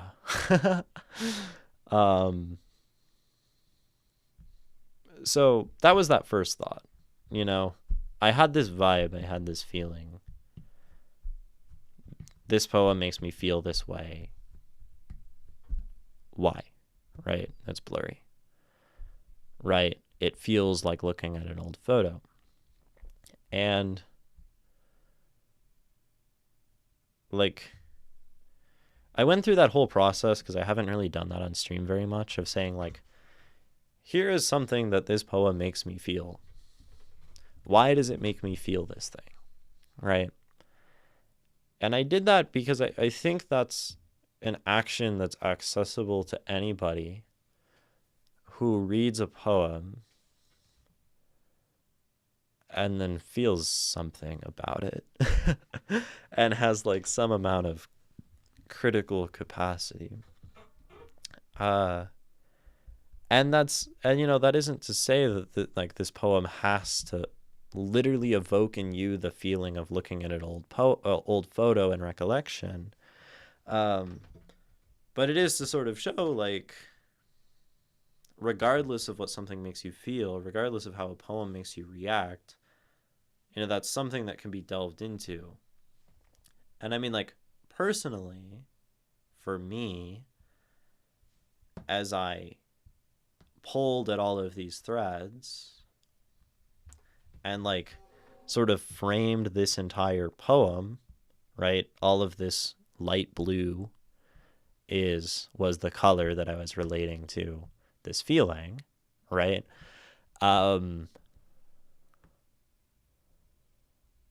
This whole poem can be like felt within that frame.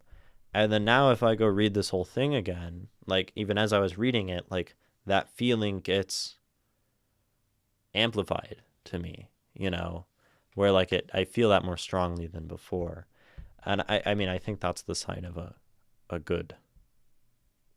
great, I don't know, an effective piece of writing.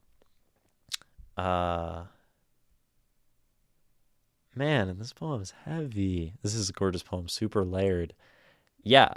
And that's only even talking about, one of the layers that I was really like interested in at first. I think maybe we covered this one too. The idea of maybe why it works, that we can go back in time and do something we can't do through this idea of imagination and history. But I don't think these vibes necessarily cover like the end of the poem, which is the other thing that is really interesting to me. This like, and I will tell about it. Because really, like, once we get to I want to live, maybe this is the other big division in the poem, is this first section where we set the stage, this middle section where she wants to tell them something, these various things, and then this last section, but I don't do that. And now we like zoom back and we come back to, I guess we'll do it in pretty heavy quotes, real life, because I think that memory is as real as anything else in this poem. Where we come back to like material, actual Sharon with the photos. We come back to that, and then now this is like, so where do we go from here? Right, and this question of like, how do I act? Like, what's the conclusion? What did I actually get from all of that pondering the past and questioning whether I would tell my parents to, not birth me? Right, that's like the next, that's like the other major section of the poem that sort of steps outside of that conception of like the dream like recollection, right, where we come back to reality. And I will get to that, but I want to like come up for air for a second, like just myself. Cause yeah, it's just very heavy, and just intense. And I'm more than willing to take a little brief mental break to like look away from the poem, even if it's not the Twitch scheduled ad time. And it's a good thing to like be doing this, to be like taking the break, I think, where I think there's no right way, there's no wrong way to read poetry, but I think if you're reading poetry and engaging with it and thinking about it and feeling it on a level where you have to like physically remove yourself. I'm even gonna like turn the screen off so I'm not like leaning. I was literally like leaning away from it because I just didn't want to look at it. If that's the level on which you're like engaging with any piece of art, I think you're doing yourself a great service, right? To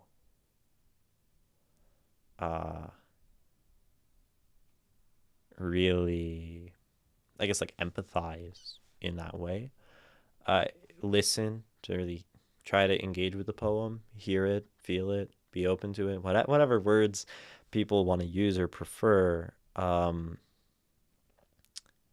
That's very good practice as a person, also as a poet, because I think when we exist outside of reading, I think that's a good way to engage with the world, right? That poem doesn't exist without Sharon Olds really deeply spending time with the idea of looking at these photos, with the idea of this trauma. Basho's poem about the frog jumping into the pond doesn't exist without Basho being open and receptive to the world in that moment and really listening and trying to understand the implication of like the events around him. And I think that goes for like any poem, right? And any poet, where we don't create art without being receptive to the world. And the world can also be very like difficult to just be open and receptive to, because the world can be a very scary and dangerous place. Where even at the start of the stream, we were talking about like global politics, and it was like, hey, can we like maybe not talk about how miserable the world is? And I think if one is at all times entirely eyes open to how much suffering there is in the world, I think it's genuinely like I mean, it's trauma enough to like induce deep psychosis. Um, I can say from experience, maybe. um, or like worse, or other bad reactions, depression, that kind of stuff. Uh, but poetry gives us a place, like a cultivated environment. Art gives us a cultivated environment to be open to something where I can sit with this piece and kind of know what exists inside of it. And if I like it on first impression, I can continue to engage with it and continue to like be open to those ideas and get more from it. And it's a bit safer in a sense than like the world as a whole, where the world can just like surprise you and be full of violence and unexpected suffering. Uh like art is a very safe way to engage with ideas, and I think it's very valuable for that. Um, for the sensitive kind who maybe can't always grapple with everything all at once at the same time, myself included.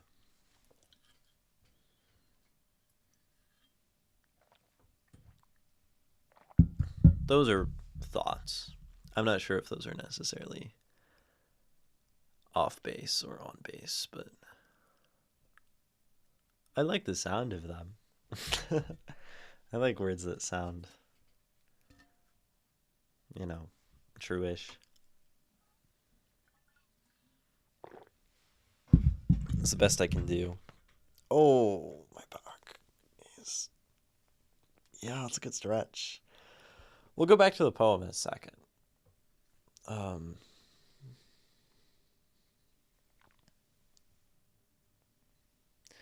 Yeah, I'm definitely having a very visceral gut reaction to this poem. Same. Yeah, I mean, I'm very... And I think this is why we, like, have famous poets. This is why we have classic and well-known poems. Because, like, the more people who read this and have that gut reaction, I mean, like, those are the things that, like, stick with us and teach us something and make us feel something. And that's why I mean, that's, like, a good reason just to recommend that people read established things, is because they're somewhat vetted into, like, someone has probably had a really powerful feeling to this poem. Maybe you should check it out too.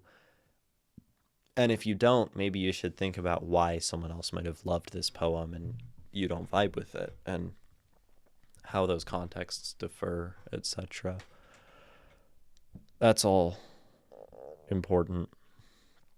And yeah, this poem, I got that visceral feeling where it felt like stepping into this experience. It felt like it truly, placed me into that artistic experience, and like I was just like locked in on this poem. It was like flow state as fuck. And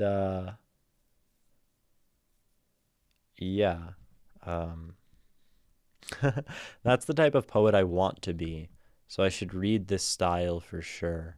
Yeah, and I mean, I think the interesting thing is that,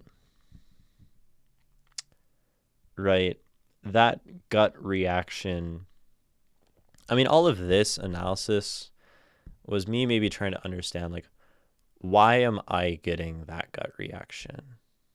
And Nikki, you've probably had other poems give you that gut reaction. I think you've talked about William Blake before as someone you like. And I think a really beneficial thing to do is sometimes it stops being beneficial to just read more of that stuff and to start being critical and to start asking, what is happening here that makes those gut reactions happen? First, to say, I'm having a gut reaction to this poem. What is it? What is the feeling? Can I put words onto this? Right? And that was me saying, I feel like I'm looking at an old photo. And then saying, you know, what is this poem doing? What are the things happening here that resonate with that feeling? Where is that coming from within this work? And then you maybe start to identify like literal techniques, right? We talked literally about, you know, why the five senses were pulling me into this opening thing. We talked about even like the capitalization here and like the punctuation. We talked about, you know, I think maybe some of this, I use the word illusion a lot as a technique, that this poem is alluding to ideas outside of itself. The way that it's maybe calling to specific shared experiences of people. And then now I can say, me personally, right, because I did this sort of work, okay, I liked these things. Now how can I implement this in my own work? And I think to me, like, that's the most important step. Like just reading more is great, right? But when you can read and then also take the leap of criticism, or not criticism, but being critical thought. Why, how, you know, what's happening? You know, how, why is this making me feel this way? Those questions, I think, are the things that really like catapult us forward in terms of, you know, becoming that poet, right? That's the type of poet you want to be. And at least to me, as I understand it, right, this is the sort of work to be done to become that poet. Because how can you become something that you don't like really understand, right? If you don't understand the workings behind, you know, how the poet is making these feelings happen, then like, how are you going to do it, right? Intuitively, sure, that's maybe an option. But I think some formal knowledge, some like detailed thought through knowledge can be helpful. Maybe a shortcut if you like know how to do it.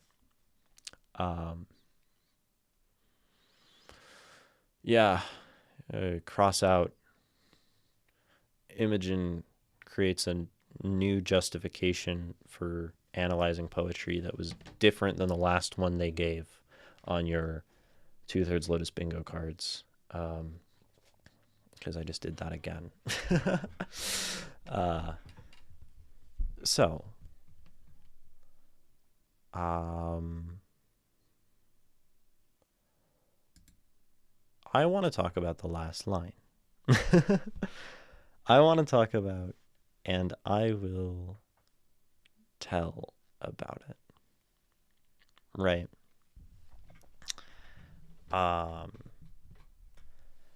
Because this line, right, if I had to say, like, what are the lines that hit me hardest in this poem? What are the moments? The moments are, I will tell about it. Probably this might be the most impactful. I want to live is up there as well. And I think, like, probably you are going to die, or you are going to do bad things to children, and then, like, say stop, right? These are the big moments. But this is the biggest moment for me. And like, that's another thing we can question, that I can question, you know, what is happening here that like hits me so hard? And since it's the last line, I'm just going to go for reading the whole poem again, because I would like it to hit me within context. And You know, maybe this acts as a sort of explanation, what I've just been saying as to why I read things over and over again, is because like I've identified something I want to feel. I want to feel this again. I want to understand this feeling. I want to understand this moment. And so the more times I iterate, the more times I experience it again, the closer I might get to understanding. It's like practice, I go back to May 1937. I see them standing at the formal gates of their colleges. I see my father strolling out under the ochre sandstone arch, the red tiles glinting like bent plates of blood behind his head. I see my mother, with a few light books at her hip, standing at the pillar made of tiny bricks, the wrought iron gate still open behind her, its sword tips aglow in the May air. They are about to graduate. They are about to get married. They are kids. They are dumb. All they know is they are innocent. They would never hurt anybody. That's like foreshadowing in a poem. That's sick. I want to go up to them and say, stop. Don't do it. She's the wrong woman. He's the wrong man. You are going to do things you cannot imagine you would ever do. You are going to do bad things to children. You are going to suffer in ways you have not heard of. You are going to want to die.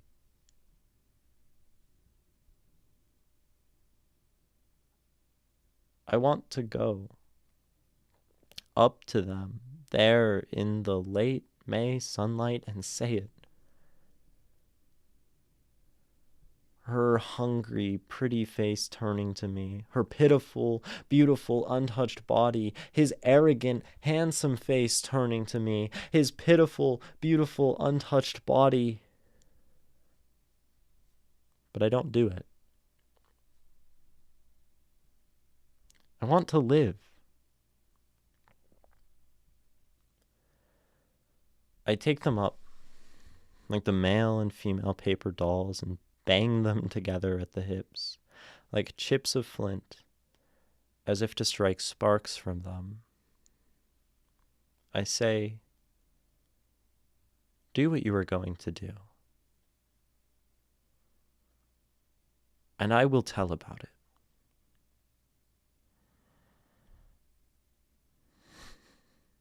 This poem is so good. I go back to May 1937. So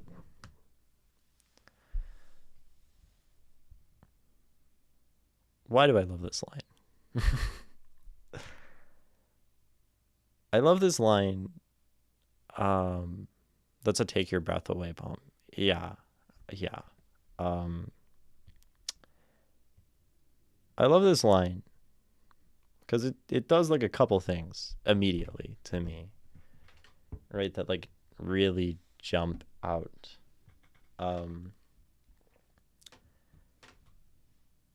And I'm going to include I say from before. I say, do what you are going to do. Right? So what we've done here is in this last line, we've like sort of inverted the entire poem that happened before, right? I want to go up to them, right, and say stop, right? Say these things. We even say down here again, and say it, right? So twice we say, I want to go up to them and say stop. I want to go up to them and say it, right? Her hungry, pretty face turning to me, all of that, right? So we're like saying, I want to say this thing. I want to say the thing. Here's all these things I want to say. And then in the last line of the poem, we sort of say the exact opposite thing, right? That up until this point, it's been like, I want to do this thing, right? So we've like gone the other way.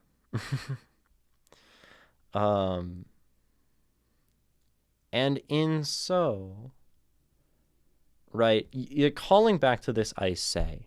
We're calling back to everything happening in this section of the poem, which is basically the here's all the stupid shit they're going to do part of the poem.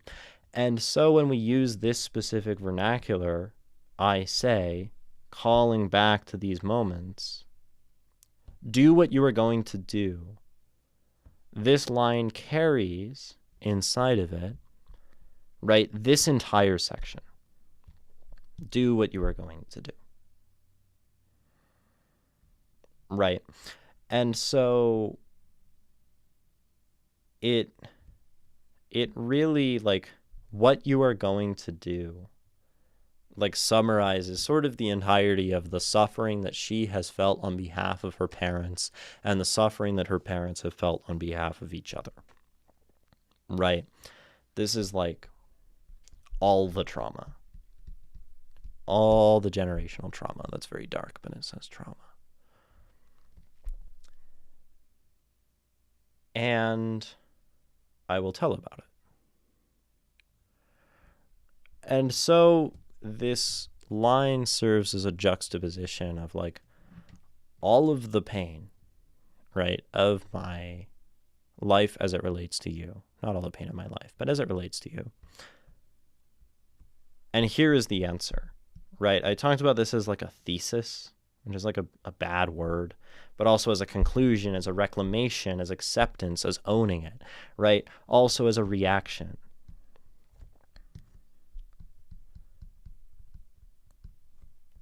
You are going to do everything you're going to do, and I can't change that, right? You are going to do. It's set in stone. This has occurred. It's already occurred. And then, like, this and I will tell about it serves to me to say, like, and this is the way I will cope. You know, this is the way forward to tell about it, to like get that off my chest. And in a sense, and I will tell about it summarizes the entire poem. It brings us back to the whole thing and says, like, look, this is the reclamation of the poet's experience by retelling the trauma they've felt at the hands of their parents, right? And, like, it also has this very, like, innocent way of speaking, and I will tell. And I will tell about it. You know, like that feels like just very plain, but also it's like slightly childish language where a child would say like, oh, they're going to tell on you, right? Like that's really what it evokes for me, right? You know, I'm going to tell on you, but I'm going to tell about it. I'm going to share this story. I'm going to do this thing that probably because of my upbringing, like based on the context we've heard, I was not supposed to do. I was supposed to like hide that and like shove away the history in the past. And so I will tell about it. I will tell my story is like the way out, is the way to reclaim and the way to move forward.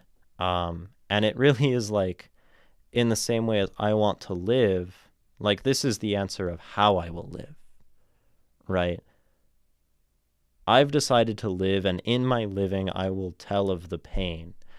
And I think generally when we think about being writers or telling stories at all, right, we often do this to grapple with pain, either in like the sense of a cautionary tale to urge someone away from pain, or just to like confessionally dump out our pain for that like catharsis, or you know, in accusation and like that sort of thing where we like use the story as a way to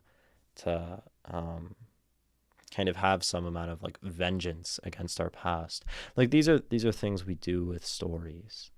Um and in so like we lift some of that pain like off of ourselves, and other people relate to it. And I think it goes back to that question, right? Like, is life worth the suffering? Um and like, maybe not when you can't tell about it, maybe not when you don't have other people, maybe not when you're grappling with it alone and you have like this family bearing down on you and the people who are like supposed to be close to you like fundamentally, undermining your safety. Um and then that makes like telling about it, like that ultimate almost like salvatory action, um which like the artist engages in. And then there's like all that like empathy stuff and, you know, being realized and reclaiming and all of those words I used, right? Um, and and I like how like this.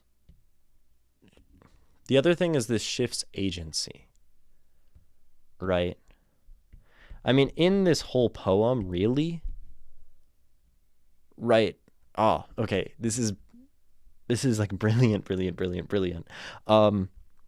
In this entire poem, Sharon Olds has agency over her parents, and she is the one in control of her own life and her own destiny, right? By placing her as an actor in this scene, she has the choice to rewrite her past and erase herself, right? In being able to say this or say this, she gives herself a choice and like empowers herself over her trauma in this poem, right? And then when we get into this line, right, I take them up, right? Which is very similar to like I go up to them. I take them up, as if like she literally has control over her parents. They're these dolls. They are nothing. Like they no longer have the capacity to cause her pain. Like this is like, it almost feels like on a really deep level, like the liberation from trauma, to say like, this is mine and it can't hurt me now. It's this doll. It's this thing from then. And bang them together at the hips like chips of flint, as if to strike sparks from them.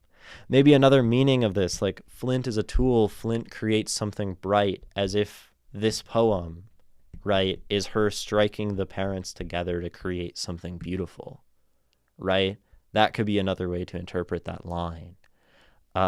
Yeah, she stripped them of their agency over her, and now she has agency over her memory to do with it what she will, right? So they can do whatever they want because it's hers, right? It's hers to tell about. It's her memory. And like I got kind of energetic there, kind of excited, because what like a powerful way to conclude a poem. Like, and I mean, that's the part that's like, so, I mean, I think that's very take your breath away, as is I Want to Live, because these are these like supreme moments of choice where like really like one becomes in control over their trauma, right? I'm quite happy with this analysis. My poetry final at university ended with, me? I think I'll write a poem about you so that others may know where they have arrived. But it was about imagined people. This feels way more powerful. Yeah, I mean, Sharon Olds was probably, I don't know when this poem was written, but she probably had a few years of experience on you. I'm not sure. It's hard to write anything powerful in college, I think.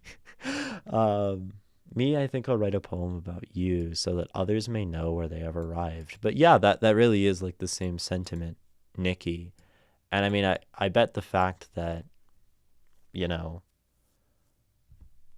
I'm sure that sentiment that you share maybe helps this poem be additionally powerful, right? And relevant to you. I'd imagine. You know, I can't be certain. um, Telling about it is how you stay alive through the suffering sometimes. Yeah. Yeah. I mean, when you can't do it alone, right? You tell someone.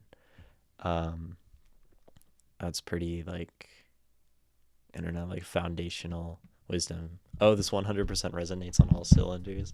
I'm glad.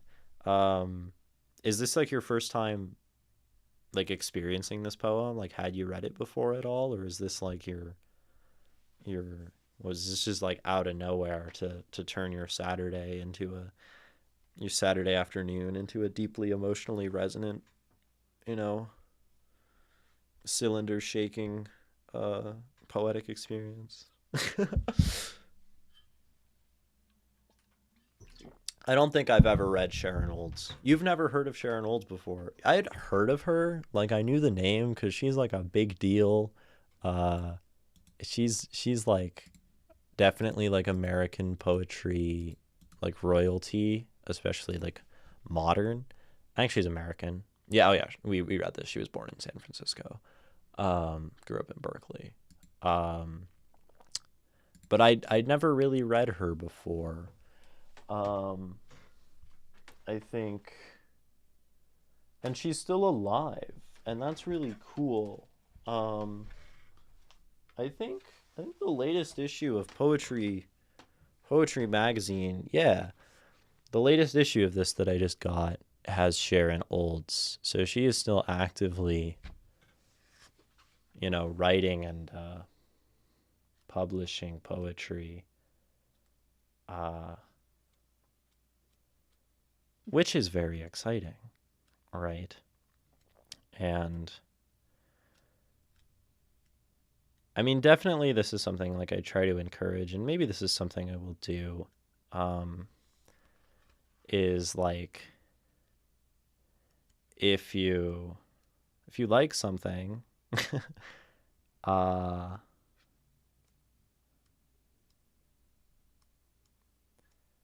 you know, like this person's alive. Like I am very able to go and tell Sharon Olds how much I loved her poem, right? Like that's something that I'm trying to find the poem in here. I want to see what the new poem is called. Oh, there's two in here. Oh, I get two more Sharon Olds when I read this. That's exciting. But like I can actually go and like probably find her and find her email and send her a message and be like, "Oh my gosh, I loved. I go back to May 1937. Here are my thoughts." And she'd probably appreciate that, right? Like I don't think many people actually take the time to go like tell an artist how much they like their work. Um, and all I know is that if someone out of the blue sent me a message like that, I would be very, you know, I can get a little warm and fuzzy inside. My poetry professor focused more on classics. Um, he was super into imagery and specificity, and that's good. Like those are very important uh, foundational skills, right? You learn how to create images. You learn how to be specific. You learn how to have strong metaphor, so you can like, uh, you know, then tastefully like do other things and go in other directions. Oh, cool! You're sending your poetry final. That's cool. I will. I won't read it right now, but maybe another time. Uh, we might have a few more things to to talk about with this poem. I'm not necessarily like done with it per se. Um, but I'm gonna run an ad just to take a break and then come back and maybe there will be more. I mean, there will probably be a little more at least. I'm not sure though. Ad, that means drink some water, get a snack, step up away from the computer, rest the mind, you know, these kind of things. Move the body. These are very important. They keep you alive. Moving the body, taking care of your mind, drinking water. So do them. Stay alive. For me.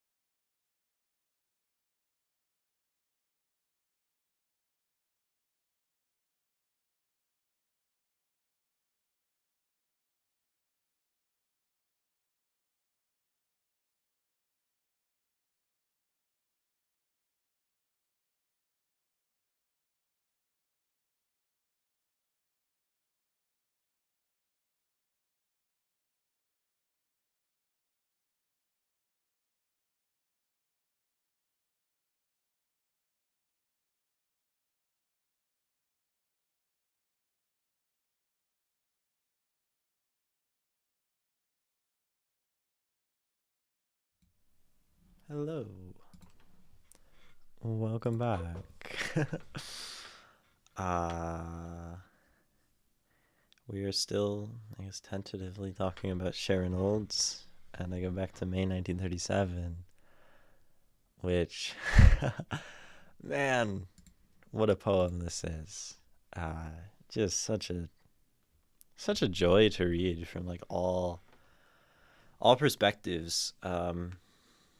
And like very heavy, but like brings you up at the end, and like ah, great imagery, like command of language, command of casual language, um, like repetition and rhythm stuff, grammar and structure being used. Uh,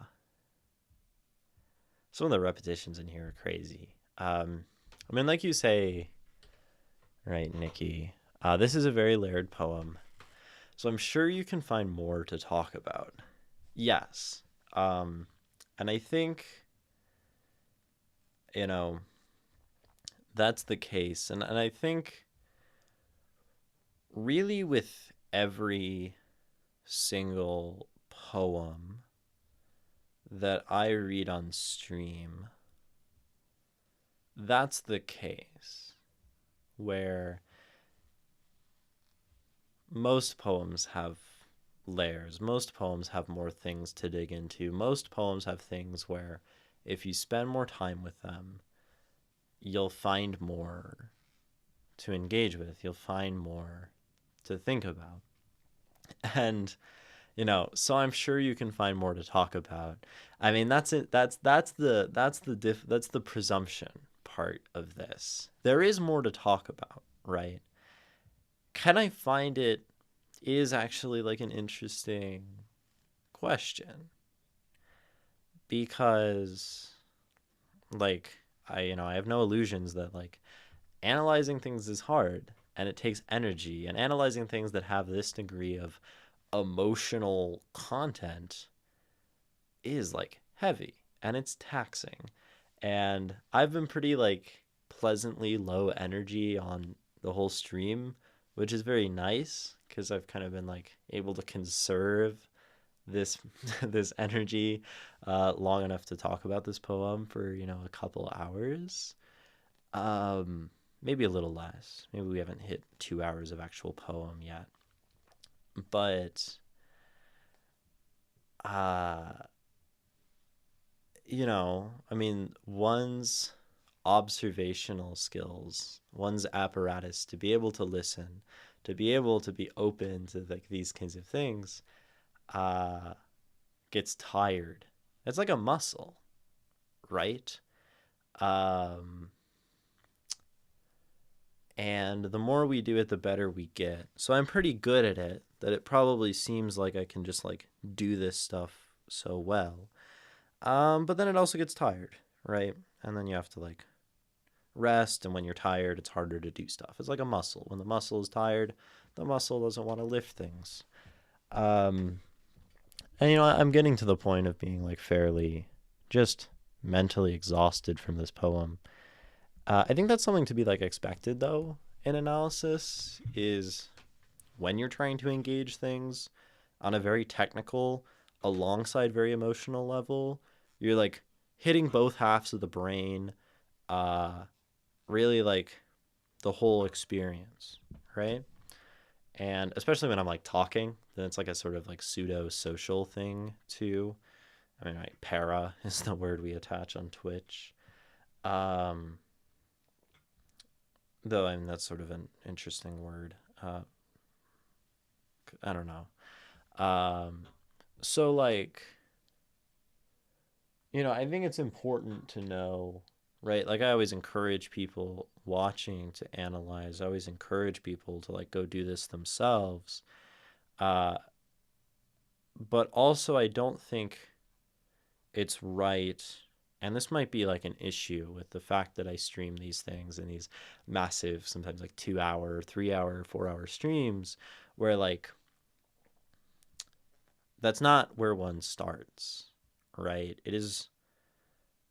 And I mean, one can go look at like the first video of me analyzing like Bukowski. It's probably only 40 minutes long for the whole analysis. Um, I'm wearing probably like a goofy ass fit, because my style, I was, exploring at the time.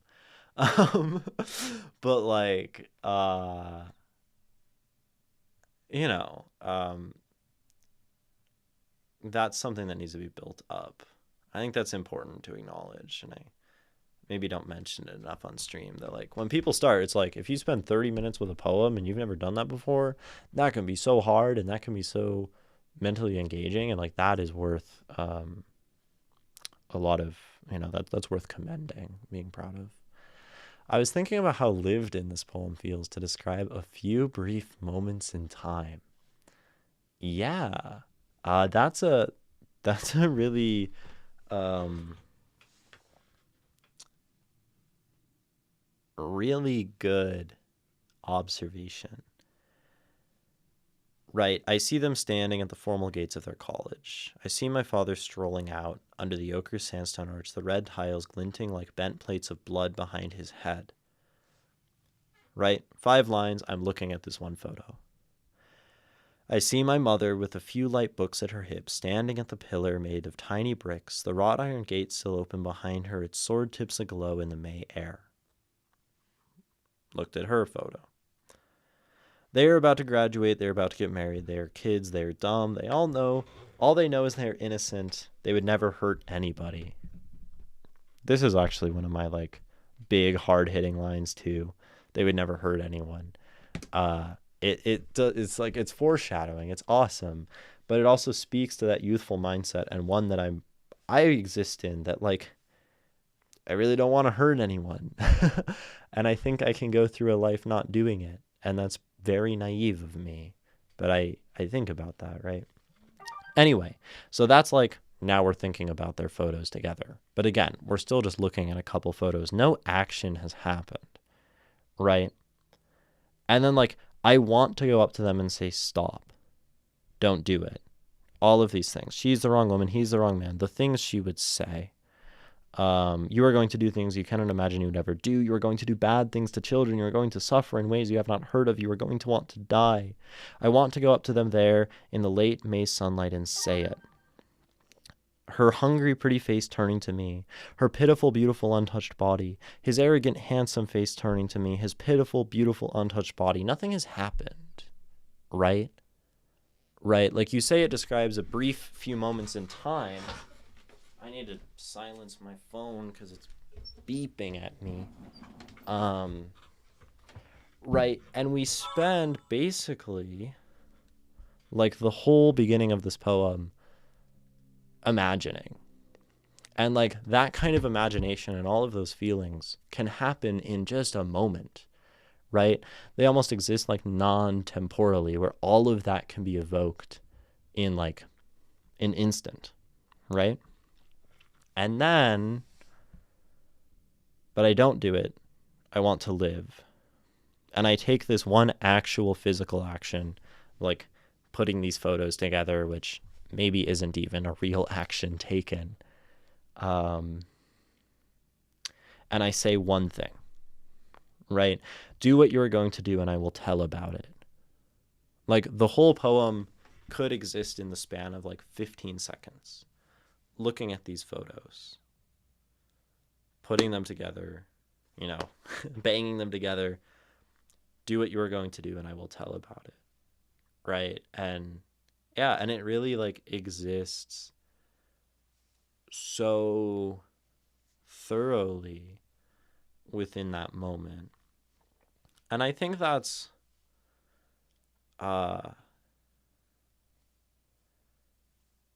a very good impulse to follow in poetry. And I mean, we see it all the way down to, like, the most minute level of, like, a haiku, where, like, those poems are generally grounded in actual events, right? Basho, the moment of the bell ringing, or the frog jumping into the pond. Those are, like, his two most famous haiku. And right, they're about how, like, how much can be contained into a very small moment.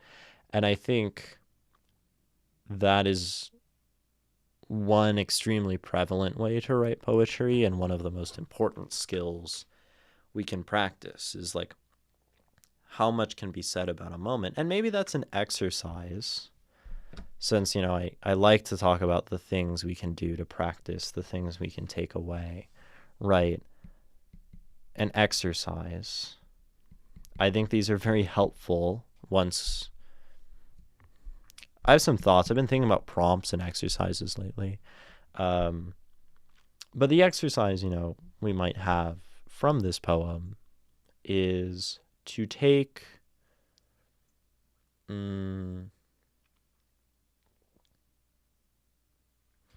first, to take, like, a single moment in your life, right? And maybe to make it like this poem, if we want to write a poem that maybe models this one, that involves a specific object, right? Something sentimental. And we're going to take that single moment with that object and use it to explore as many, we'll just say as many, because we're doing this for the sake of practice. Sometimes practice can be very helpful to just like maximize, like how many different, explore as many emotions, right? How many different emotions can I pack into this object and keep everything related to it? Emotions, thoughts, judgments, kind of the things we had here, right? Bits of like imagination. Optional within this prompt maybe to like tell a story through that, tell the story of the object, right? And then, if we want to really model this poem as an exercise, cap all of that off with a single action to sort of make all of this feel small, right? Like that's a framework we could do, that we can relate to ourselves in our own way. I could take, a single moment from my life recently, far away, doesn't matter, right now, with an object, and just like do that, right? Like that's a pretty accessible exercise to anybody, right? I think exercises are good sometimes. I've been liking them more. I think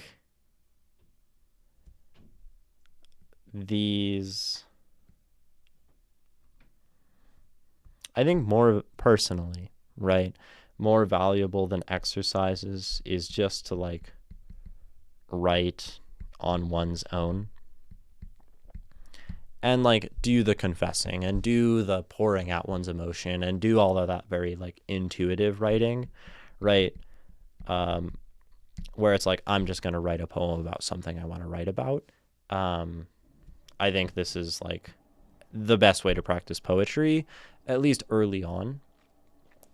And then at some point, I think I've found like after 2 years of these and like 500 poems, but no one else should be counting, right? Like no one should be like, okay, in 2 years, I'll start doing exercise, because this is different for everyone. At some point, and for me, it was after this time, I've gotten kind of bored sometimes of just writing like about the things happening in my life and about the emotions that come up. And like that isn't always enough for me to like feel like intellectually satisfied anymore. And I think, whenever one is bored or not inclined to do this, but wanting to write, I think the exercise is a good way to fill that space. I don't like the idea of forcing oneself to like write at all, or force oneself to like, I'm going to do a prompt or an exercise every day. To me, the best way to like build that up is to write as much as one wants, whenever one wants at first. And then, when that action starts to be lacking, that's when I think it's intuitive to turn to like sort of arbitrary practice. But I've been talking about exercises more because honestly, I write these on stream and do these for myself. And sometimes I will go and actually do them because I think they can be helpful. And what these do is like, once we're bored of our own world and our own like, kind of egotistical emotional state, the exercise takes us in a new direction. And like by the time you're bored of yourself, you probably have like some intuitive style developed, at which point like this can place you in a rut of doing the same thing over and over again. That's probably why I'm bored of it. And then that's where we like do exercises to say like, I am going to break myself out of my own mold, right? And that's where like maybe it seems almost like plagiaristic to write a poem with this structure when it's like what Sharon Olds is doing. But I think the point of that is then to, by trying to write like something else or like someone else or about a topic you wouldn't normally write about, you break out of your own rut and you force yourself to do something different and something novel, something exciting. And then if one is really concerned, you can just say, here's the title of my poem after Sharon Olds, or after I Go Back to May 1937. And then you wash yourself of any of that. Yeah. So that's an exercise we can do, maybe, that one can do to, and that's written within the framing of living within a small moment. Another way would be to just, take a single moment, see how much you can get from it, and then do something to cap it off, to bring it back to the moment. I could imagine, we can think of Proust, in Search of Lost Time. He talks about a single moment of a man dipping his pastry into his tea and eating it, and that specific flavor taking him back through 3 pages of childhood associations. And that's kind of what that is here. And I think that just shows that one could feasibly write pages upon pages, maybe a whole book. That's not what Proust does, but maybe you could, that stems from a single moment and the emotional associations from it. That might be extreme. That might not be a good book, because that sounds like an exercise. But, it's a good way to practice. And sometimes in practice, we write our best poetry. The idea of an exercise shouldn't be discounted just because it's not the intuitive writing. This is a heavy poem, both technically and emotionally, for sure. Yeah. I started trying the contests on All Poetry just to branch out. That's how I discovered I'm actually pretty decent at brevities. I'm not familiar with the contests on All Poetry. How do they work? Because I'm really not super ingratiated into many other digital poetry spaces. They're for fake internet points. Oh, that's fun. So that you get all poetry points, and there's an all poetry, you get badges. I see. Oh, so when I go to your page, you have you have 11 gold badges. Oh. And you're a level 7. Oh, I see. You're a level 7 Peridot parrot. That must mean you're all poetry royalty or something. Yeah, you have 11 gold ribbons and all that. Okay. But and I presume they have prompts and stuff. So then, yeah, that's probably another way to, branch out, right? And even with you, right, you learned you're pretty decent at brevities. We can discover things we didn't know we were good at by doing exercises, and that's a cool thing. Analysis is a great way to generate exercises, as evidenced here, because once you understand what something is doing, right, the exercise just becomes, I'm going to take one of the things this poem does and write instructions, do that too. And then you've created an exercise. That's crazy. It's infinite. I feel I should be going on my Substack and saying here's a poetry exercise inspired by Sharon Olds, and go read this poem, and I can talk about some of my analysis, and then here's an exercise so you can practice these concepts yourself. I'm saying it in a funny voice, but I really should be doing that, huh? Not should, but I could, right? Like I could be making little online poetry, educational stuff. Like I've literally already done all the work. Just have to type it up, and then I could like link my stream. That would be so wise of me. That'd be so. It'd be very content though. Anyway, um, I'm glad we came back to it because we got that little exercise out of it and got that um, little bit of discussion. I think I'm done with this poem though, so I'm gonna read it one more time because I wanna give it an earnest read and feel it, and then we can talk if there's more to talk about. I go back to May 1937 by Sharon Olds. I see them standing at the formal gates of their colleges. I see my father strolling. I'm going to start again. I go back to May 1937 by Sharon Olds. I see them standing at the formal gates of their colleges.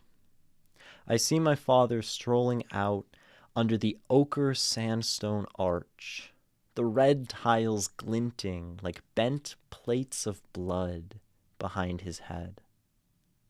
I see my mother with a few light books at her hip, standing at the pillar made of tiny bricks, the wrought iron gate still open behind her, its sword tips aglow in the May air.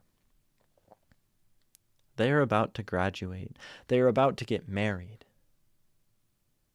They are kids. They are dumb. All they know is they are innocent. They would never hurt anybody. I want to go up to them and say, stop. Don't do it. She's the wrong woman. He's the wrong man. You are going to do things you cannot imagine you would ever do. You are going to do bad things to children. You are going to suffer in ways you have not heard of. You are going to want to die. I want to go up to them there in the late May sunlight and say it. Her hungry, pretty face turning to me, her pitiful, beautiful, untouched body, his arrogant, handsome face turning to me, his pitiful, beautiful, untouched body. But I don't do it. I want to live. I take them up like the male and female paper dolls and bang them together at the hips like chips of flint as if to strike sparks from them. I say, do what you are going to do. And I will tell about it.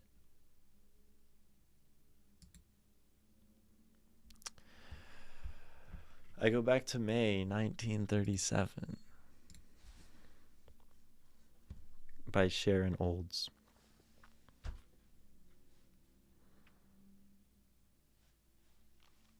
That's like one of my favorite analyses I've done. So I'm very glad to have done it. I learned a lot. Yeah, it's a good poem. I do a writing prompt on Ko-Fi every Wednesday that I post to Substack. You can too. Yeah, I think it'd be cool. I don't use my Substack that much because so far I post like occasional short stories, but they're just very occasional. So it'd be cool to have something more regular that I'm like sharing, and I think of myself as someone who makes like educational stuff. And it would be cool to have some of that be more available and like concise, because these streams are like long and sprawling and 3 hour affairs. Um, and that makes them probably like really unpleasant for a lot of people. um, it really vets out the impatient, uh, which is fine with me for the live streams. Uh, but accessibility is important for education, right? You're adding that to your list of favorites for sure. It's very good. It's definitely, yeah. I mean, I don't I don't know what's in my list of favorite poems. Um,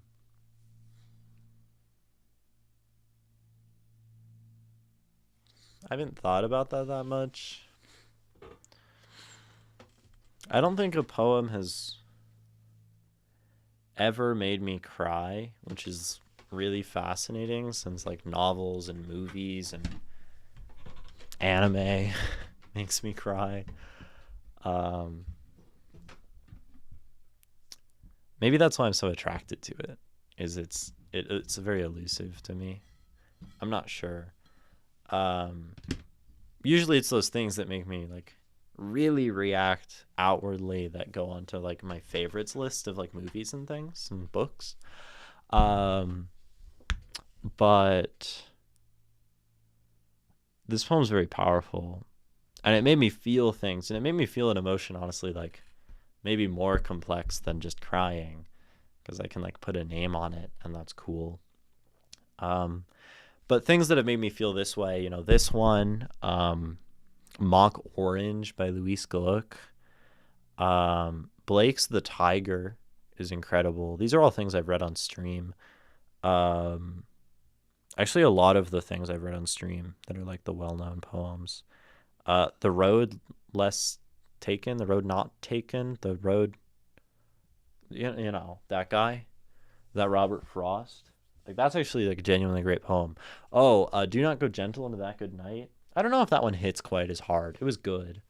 Um, there's this poem from a couple poetry magazines ago called Kingdom by Andy Chen. I really liked that poem.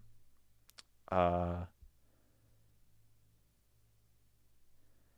yeah. Um, there's this guy Robert Wood Lynn that I found in here too. As we can see, I marked him up a lot. So there's that. Um, there's like maybe a couple Bukowski poems that like really, really hit. Um,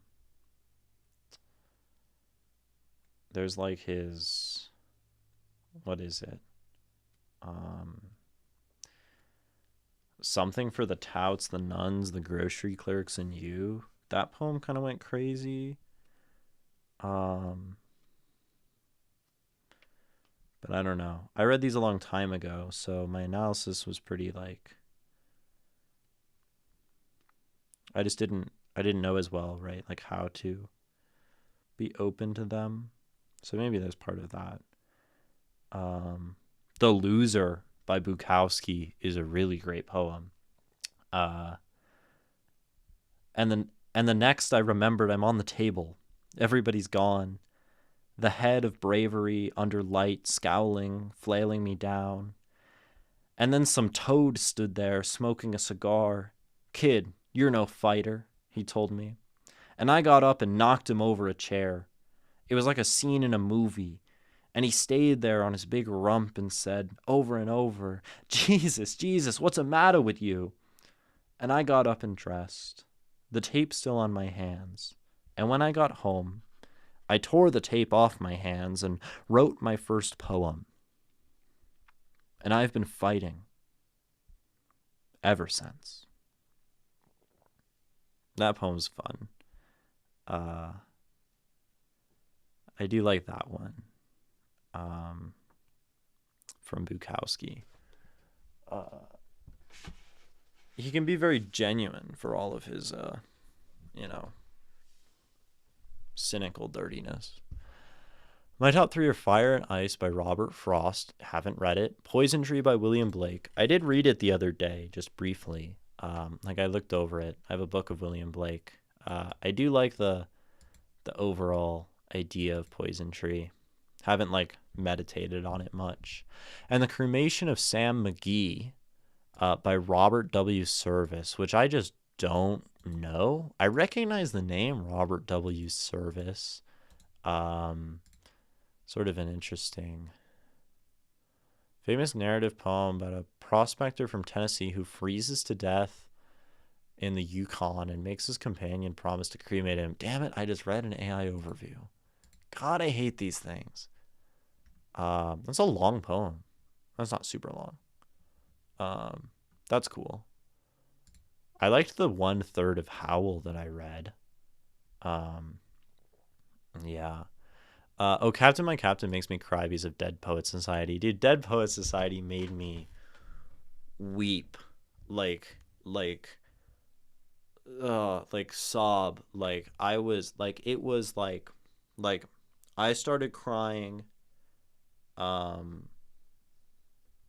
sometime before the suicide scene.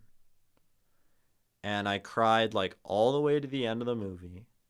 I cried all the way out the door, all the way into my friend's car, all the way to them dropping me off at the bus stop. I cried all the way home on the bus. I was crying for an hour because of that movie. Oh yeah, Dead Poet Society is maybe my favorite movie of all time. And it's kind of funny because I watched it once in high school. Some teachers showed it in class, which props to that teacher for showing it in class.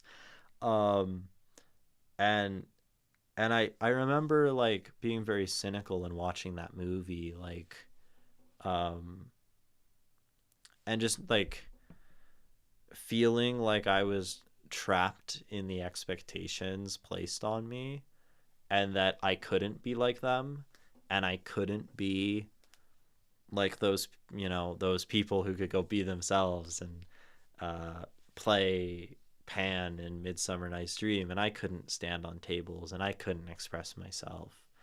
And I just took a very cynical view of that movie as something that was not attainable to me. And then over the next 7 years, I learned how to express myself and had a few teachers who helped me understand that and encouraged my writing. And I came out as trans, and then redefined my transness, and did all this stuff, and started teaching people about poetry myself, right? And then saw it again 6 months ago in a theater, in a local theater. They were showing it, so I got to watch it on the big screen, which was oh my gosh, with my friend. It was awesome. Man, that movie hits. I've still never read all of Oh Captain, My Captain. And I really should. Maybe that should, it's kind of a long poem for a stream, for one of these streams.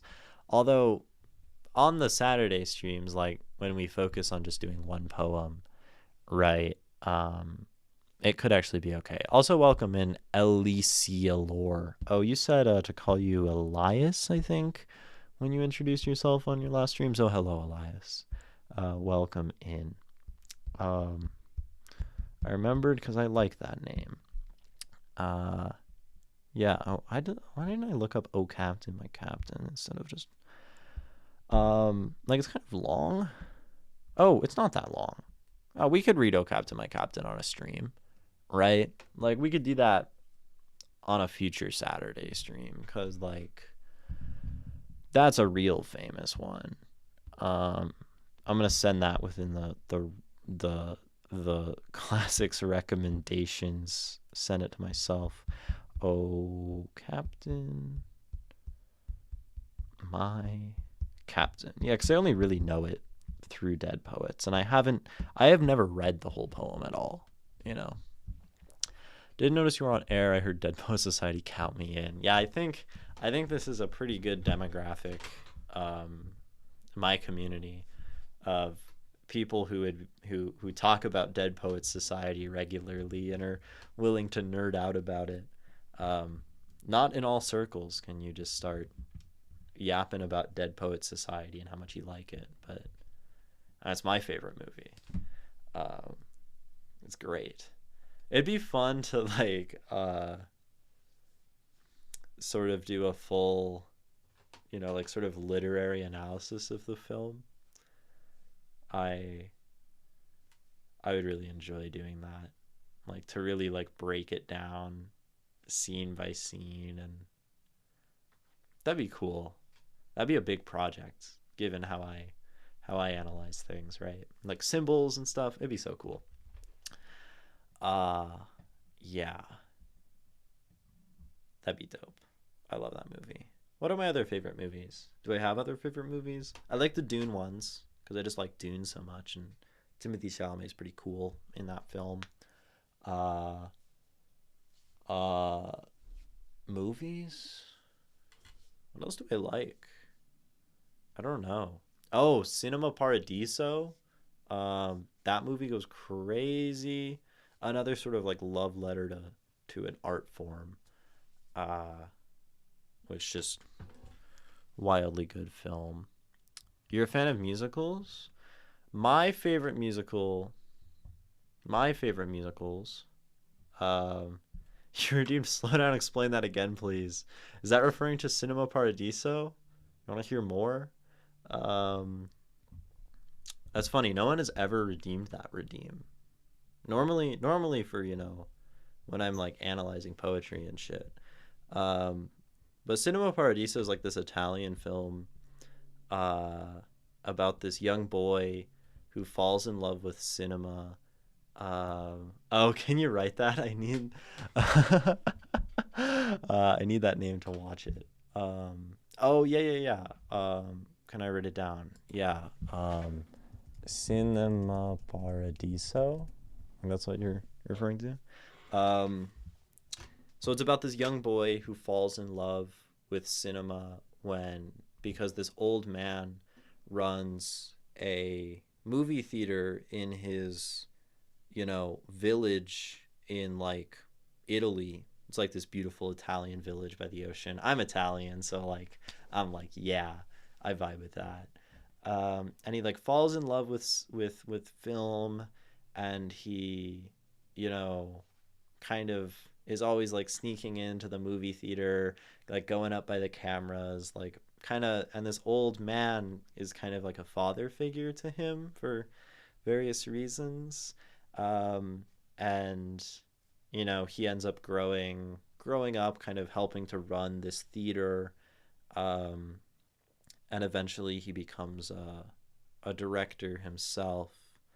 Um, and but it's there's a love story in there with another girl in the village. It's a very like slow um film that really like it does a lot of like basking in the mundane and in like the wonder of just being able to watch films in like this sort of small village, small town. um there's like, I mean, it's very funny sometimes, like the priest in the town. It's Italy, it's Catholic. That he goes through all the films, watching them, uh, and makes sure that they cut out the film of any parts where there's like people kissing on screen. So there's all these scenes of like people watching, and there's gonna be like a romantic scene, and it cuts out, and everyone's all mad at the priest. Just very like mundane, um, but deeply beautiful. And it's a story about, I mean, young love and what it means to love an art form, and sort of father figures. It's a story of growing up. It's a story of loving art. you know. Um, it's magical. Yeah. And it's a love letter to like Italian cinema, which I mean like I certainly don't get any of like the references of the films actually being shown within the theater in the story, but um, I'm sure there's an immense amount of depth there, an immense amount of like love and care put into that film. Cried at the end of that one for sure.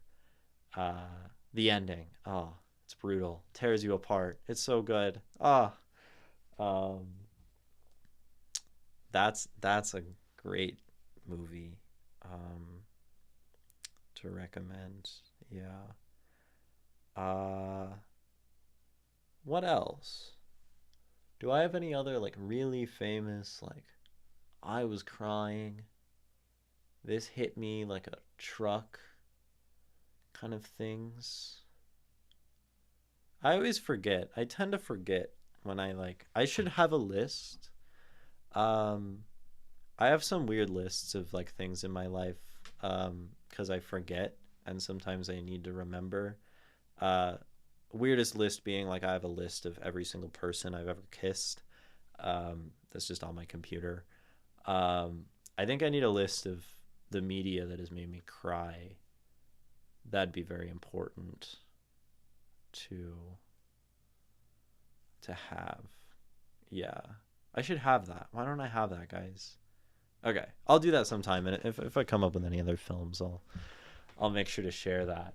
Um I am going oh, so I love movies and we have this like local theater in Vegas. It's called the Beverly. Um and just like small independent theater, they show all sorts of like modern like kind of film festival like Sundance type movies. They show like old films like cult classics, that kind of stuff. Harold and Maude. That's a sleeper of a film that's super good. um, about this like depressed boy who meets this like really quirky and eccentric old woman, and they like go on adventures. And they meet because they both attend funerals for fun. Uh, yeah, great movie. It's very sad as well. I cried at that one, I think. Um, Saw it at that theater too. But tomorrow, guys, I'm so excited about this. Um, they're showing a 7 hour film at this theater, and I'm going. It's this movie called Satan Tango, which really I know nothing about. Um, but it's just the fact that it's a 7 hour film, and that's crazy to me, and that sounds really like captivating.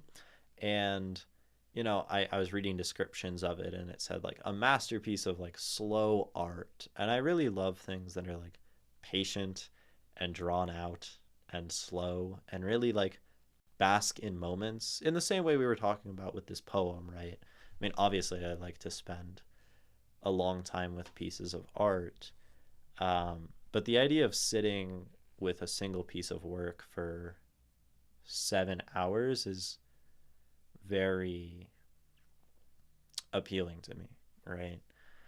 And I've tried to do this before with, maybe y'all are familiar with Everywhere at the End of Time by The Caretaker.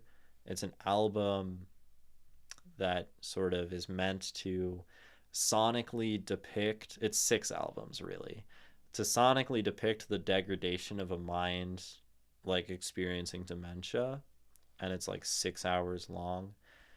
I've tried to listen to it straight through, and I've only ever gotten about 4 hours in, because usually I get to that point and it's just actually really like painful, and I start like shaking and like having like physical bodily reactions of discomfort to what I'm hearing, which is a very powerful experience, right? It's very meaningful to like have art rack your body with tremors and curl up into a ball because it's so horrifying. Um, but that's difficult sometimes, and I couldn't get past that part. So Yeah. um, yeah. Weird things about me, I guess. Um, uh, but um, I think that's pretty much all for stream today. Because we read that poem and read it good, read it for like more than 2 hours, really talked about it very densely. And that makes me happy and content. Content to, you know, end stream here. Thank you for gifting me that beautiful poem. Thank you. Thank you, Nikki, for sharing the experience of reading that beautiful poem. Uh, because like I don't know, it's cool to do that with other people and cool to like really experience art on a deep level and to not do it alone is it's cool, right? And it like why do something alone when that thing can be shared? Uh and it's kind of like that bit at the end of that poem itself, and I will tell it, right? Um yeah. So keep telling it. Uh Thank you for watching and having many great thoughts and conversation, Nikki. Thank you for stopping in, Elias. Thank you for everyone who did watch. Thank you, Sharon Olds, for just fucking existing and writing great poetry. You're the goat, Sharon. I don't think you're watching this or ever will watch this, but you a real one. Doesn't help that this part of the stream won't be on YouTube because I'll cut it at the end of the analysis. So very unlikely Sharon will ever see this. Maybe I'll email her and tell her how much I liked the poem. Maybe not. And I'll tell it. Yeah, maybe that's the advice that's relevant there, right? Um, you should post the thank you for Sharon on YouTube. I don't know. I think those things are meant to be said, to someone directly. I think a thank you is best said looking someone in the eye, and if not, said to them directly. uh, I think the idea of sort of making spectacle of it is uncomfortable to me, so I won't do that. um yeah. uh and I mean, when I say it here, I guess I'm like, thank you, Sharon Olds, because I know Sharon Olds will never actually see me saying it here. I don't know. Maybe I'm hypocritical. Maybe I'm a coward. Anyway, thank you for watching. Uh, keep making art you love and tell about it.